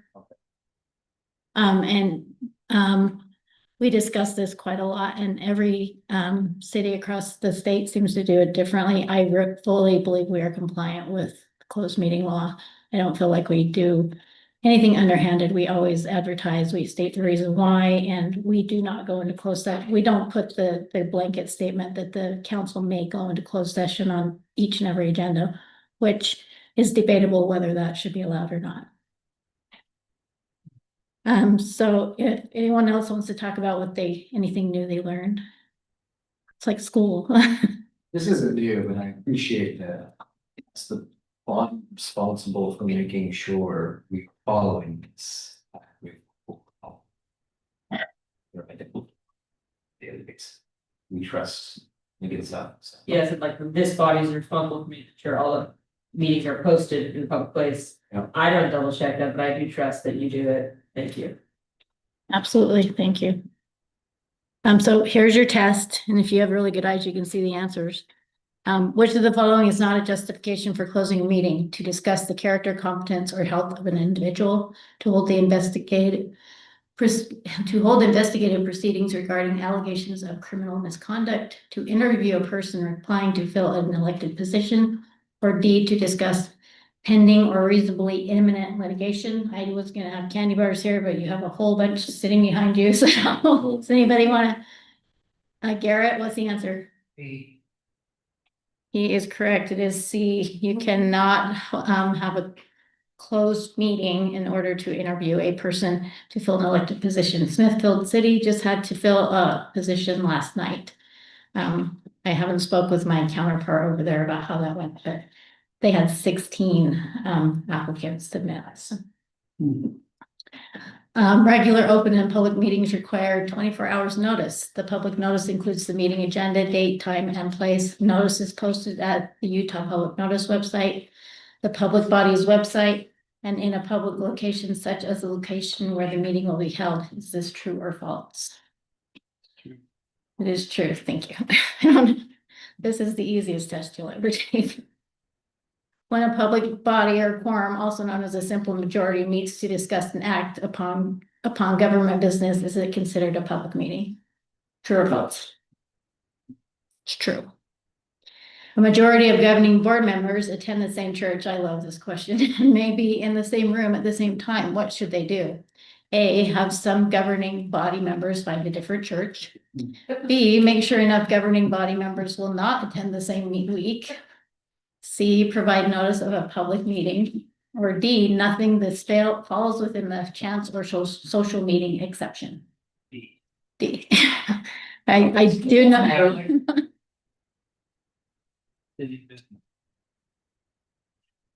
And I certainly trust the council to hold yourselves accountable that you're not having secret meetings to discuss city business and discuss how you're going to vote. I really feel like our council is very aware of these requirements, and you hold yourselves to the highest standards, and we as staff really appreciate that.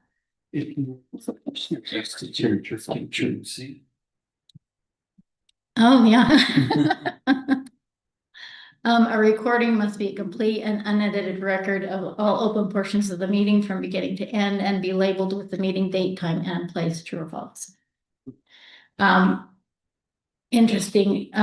We do break our recordings up into sections because the public notice website will only accept 200 megabytes before it will reject the file.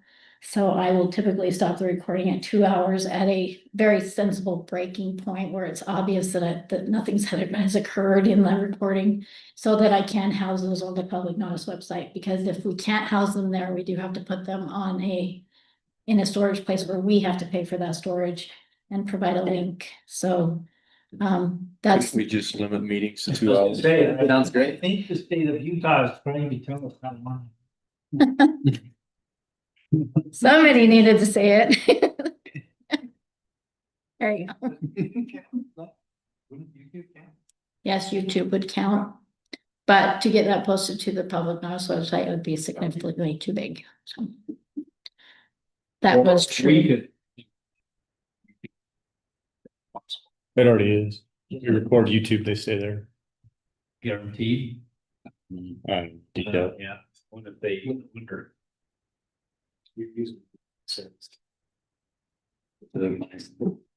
That they are. They'll probably go away eventually. They'll purge it. You're like Google. The governing body may not take any vote during a closed meeting unless it's a vote to end the closed portion of the meeting and return to an open meeting. True or false? True.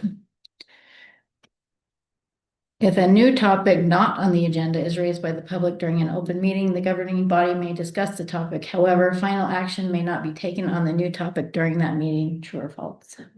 True. And that was kind of a new provision that was spelled out, I believe it was 2 years ago. Within 3 business days after approving written minutes of an open meeting, make approved minutes and any public material available at the Utah Public Notice website, the entity's primary office, and the entity's website. True or false? true. Trick question.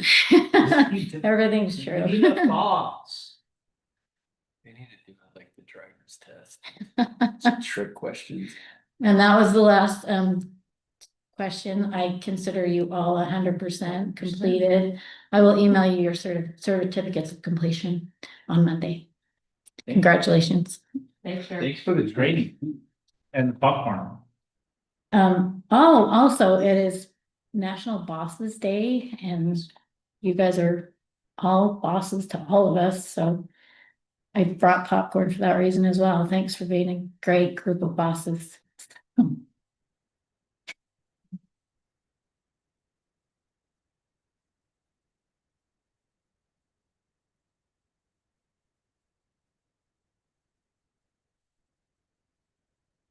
Okay, thank you, Cheryl. Terrific.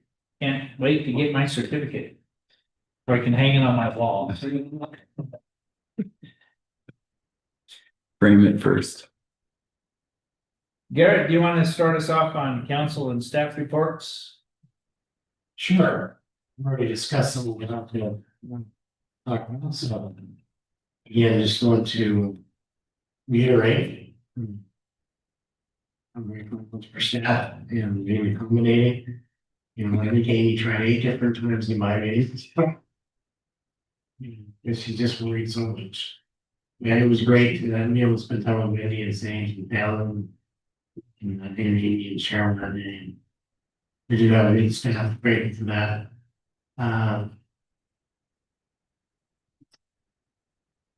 I was curious about what main topic that Utah League of Cities and Towns, since I was unable to attend that. This time would like just kind of a recap of what some of the major points were. Know if there's anything more I need to be doing. And I just want to reiterate that it's starting to turn, and when it snows, I do want a ride in snowplow still. To see how that works, and if there's things that we can change to help make that safer and better. So, that's it. Cool, thanks. Okay, we have a new library in our city. It's at Morgan Farm. And it's about this big. It's a little free sharing library. And it's very cute, so drive by, go and borrow a book, take a book. It's up by the community garden. And on that same vein, thought, I was in Centerville City 2 weeks ago. And one of their big parks, they have a big little library, meaning like, you know, this big. So there's a lot of books in it, and it was fully stocked. It was great. I grabbed that. I wondered if we could maybe have a discussion, possibly outside of this meeting, about are there some parks in our city that we could add more of these libraries to? They're very cheap and fun, and a great way for people to share books around the neighborhood, for kids to share books as they're walking by, playing in parks. So I bring that up to some staff members outside of this meeting. Yeah, just jump to details. Do we have a structure that we need to build to make it waterproof? There are lots of, the one at Morgan Farm I built, you can just buy kits and they come, you know, you can buy metal ones with metal roofs. They have the glass and coated in the front and they lock so that they're weatherproof. You usually just stick them on like a 4x4 post in the ground. I mean, they won't last forever, but they'll last for years. So there's a variety of style and hardiness levels, and would love to look into that more and maybe come some suggestions. Oh, I'm just, I'd be looking for a project, so. Plans are gonna teach. Yeah, a lot of time, I mean, you can buy them fully assembled, or you can, I mean, if you want a service project or a group of youth, you can also buy a kit and let them stand it and paint it and assemble it. There's different ways to go about it. Cache County is talking about getting out of the libraries and all together. That's another reason I was thinking about this. They brought it up. Yeah, they have their budget meeting next 28th, where they're discussing that further, whether they're gonna keep the Cache County Library in its current form, or change it and get rid of it. Yep. But that's all. Thanks, thank you. Nathan?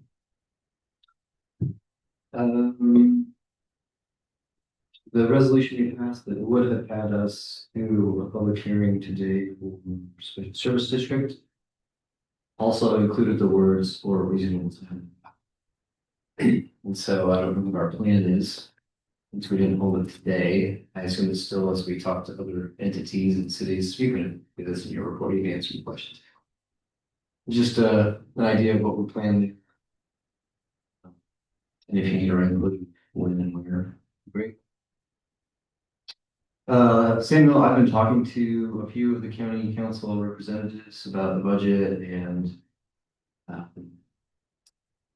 how do we say the library concerns there and about, seems like public safety is one of the largest things. And I just brought up the fact that like we pay county taxes for that also. So Nibley City pays a service fee. So I just had a lot of good conversations with them. So I encourage you if you have thoughts on that. I think they want, but it's a hard choice that they have to make. That's it for me. Yeah, I was able to go to the league, and my wife says thanks for letting her come. She's able to come every time. It's tough to take off work and do by yourself, so appreciate that. It's good company that made it, and topics that they had were what you mentioned about housing, low costs, and where do you get money from, and short and growth, and I said UDOT one, I thought was good, where they're trying to expand or talk about trails and stuff, and you brought up some different areas. I had several people said thanks for the crosswalk on 800. That was very appreciated for them. And then I think that's it. I don't right on the so it's not important. If you think of it, let us know. Okay. I always try to find one thing to take away from the Utah League. I continue to be inspired by increasing the government's role in providing affordable housing. And so we had legislators address the league that talked about, you know, this year, the big push is the state should help build infrastructure. And in the past, it's been, all the problem with affordable housing is municipalities aren't entitling enough lots. I think the Utah League came together to prove that's not the case. Last year, affordable housing was limited by available financing options, so the state was involved with helping developers find financing options.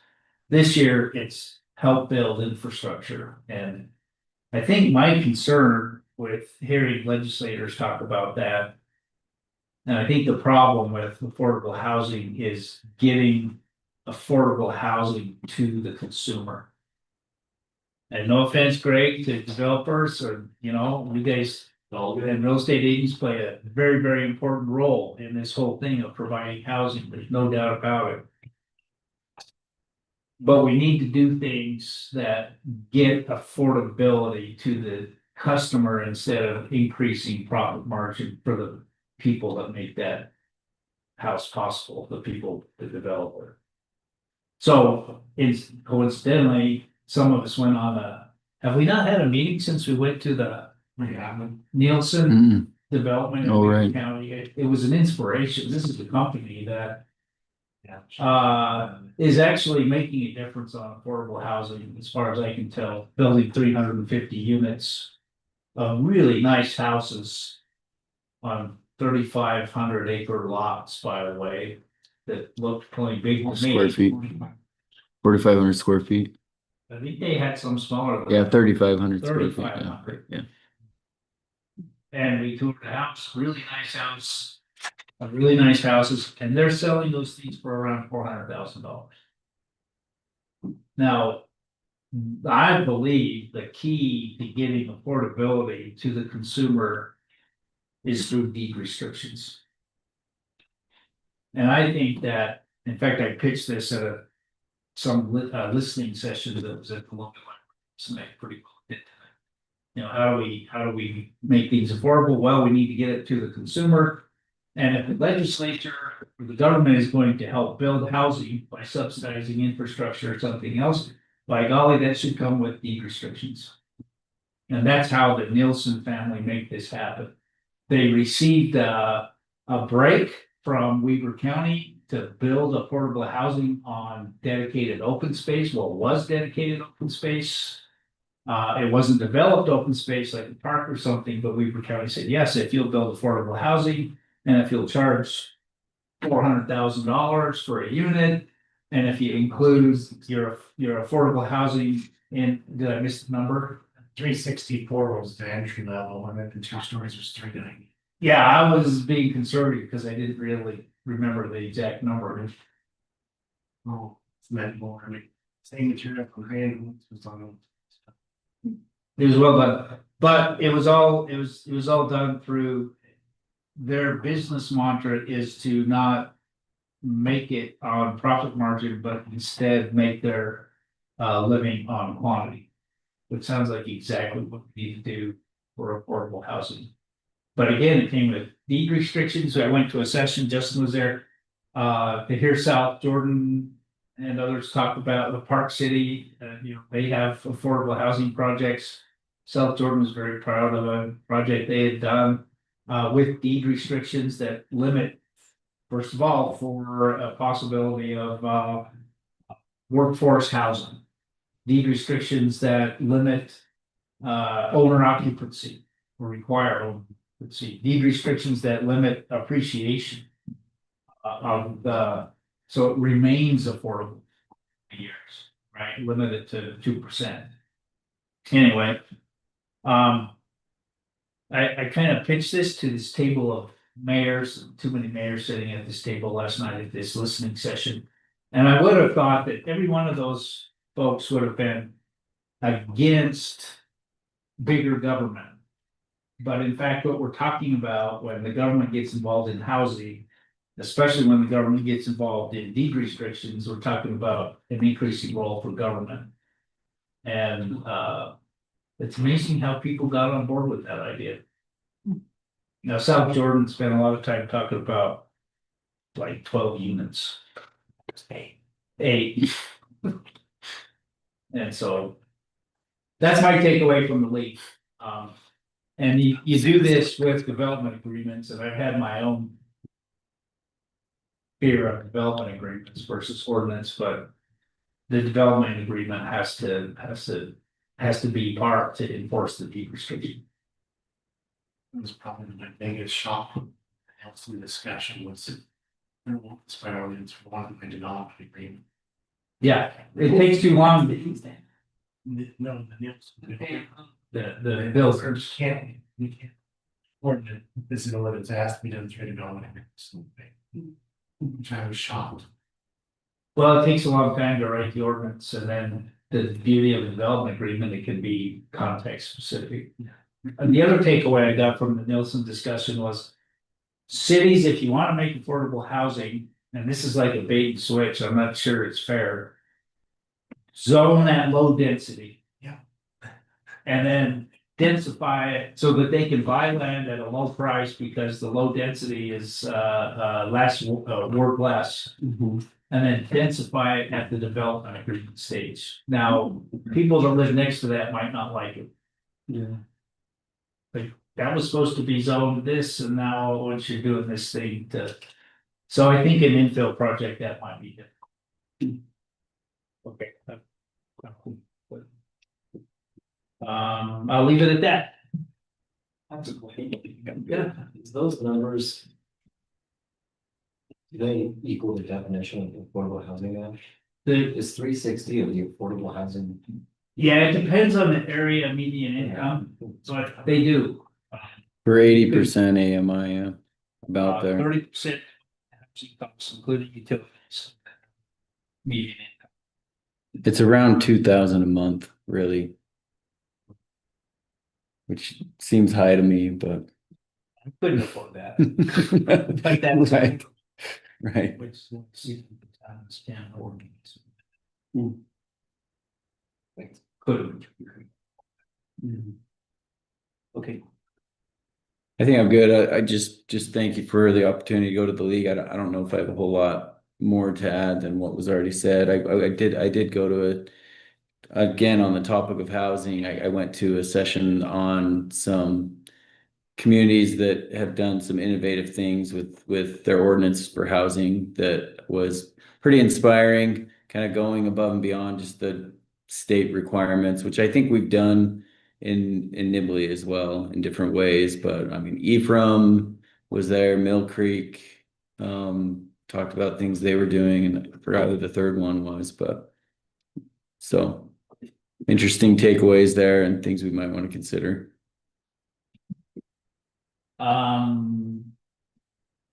You cash summit. Oh, right. Yeah. Yeah, the Cash Summit is coming up.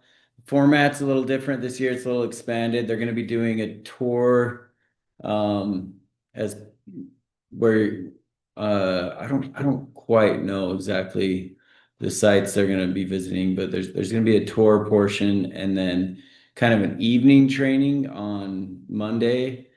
And then the next day is kind of more the traditional format from about 8 to 3 of the conference there. So if any of you are interested in all or a portion of it, please let me know and I'll get you signed up.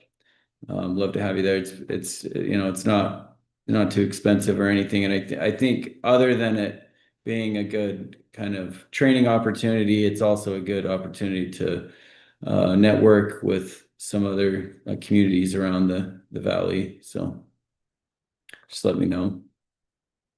Thank you. Oh, yeah. 1200 West, I don't know if you have any questions, but I gave you an update kind of during the workshop there. On the well, they're down to 400 feet, not on the 12 West well. They're down to 400 feet, but the crew got sick and they haven't been drilling at all this week, so. Were they drinking the water? Good question. They're expecting to take the next 2 weeks after this week to get down to that 600-foot level. And we should start seeing some development of that well. We had a meeting with the designer of the well house and we're hoping to have a bid package ready to advertise for construction bids in January of next year. Hopefully get that constructed throughout next year as well. And then Ridgeline City Park or Nibley City Center Park, excuse me. I've been coordinating with Daryl Anderson, Construct DWA. We're still refining final scope and I don't start it yet, but they are convinced that they'll be able to get most of it done through the spring before our July deadline for the latest trust protections. I've also been communicating with the ARC, which is American Ramp Company. They're building the bike ramp. With that, we made application with UOR for, I can't remember what the RI grant application, but we're hoping to get that second phase of phase 2. About $600,000 to help with the construction of that phase 2 and have that all done. Phase 2 of the bike track? Phase 2B of the bike thing. Thanks for that. Any questions for me?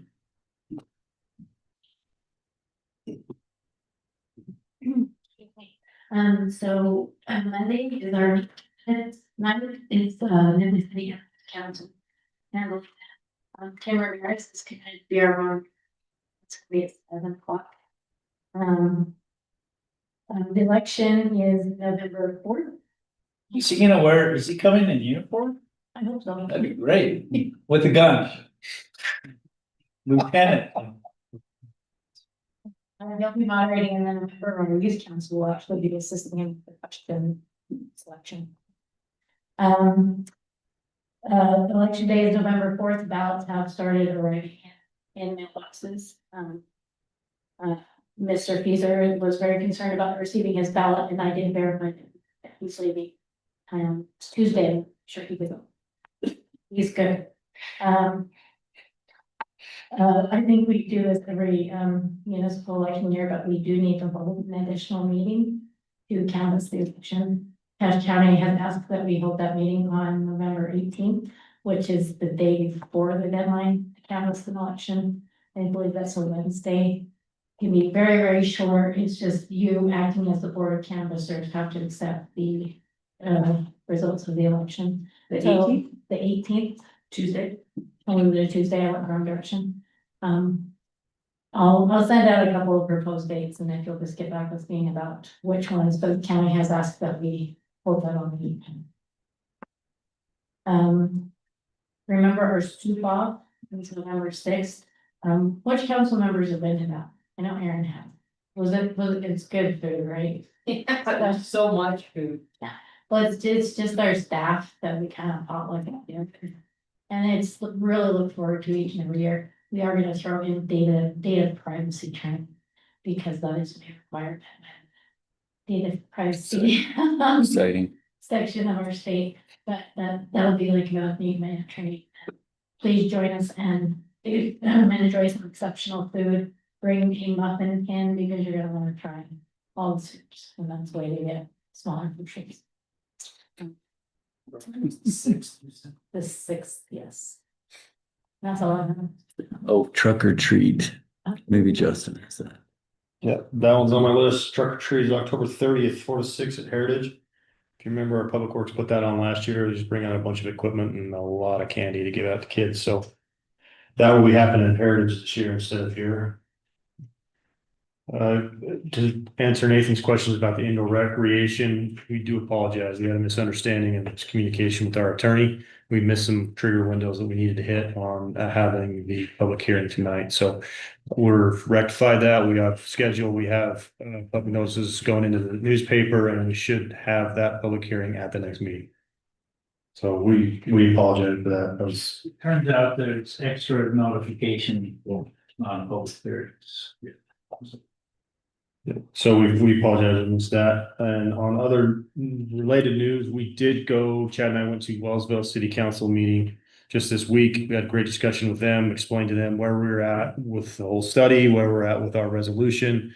And they indicated that they would be willing to discuss and consider a resolution at their next meeting. So we're going to get with Eric and try to make sure that Eric can make that meeting and help them understand. Chad and I did our best, but it's better to hear it from Eric, and so they know for sure what they're doing and what they're getting into. So moving forward there with Wellsville. There was a meeting here that. Oh yeah, go ahead. We hosted that. Already on the, especially people who might be running for positions. To comment about our efforts on.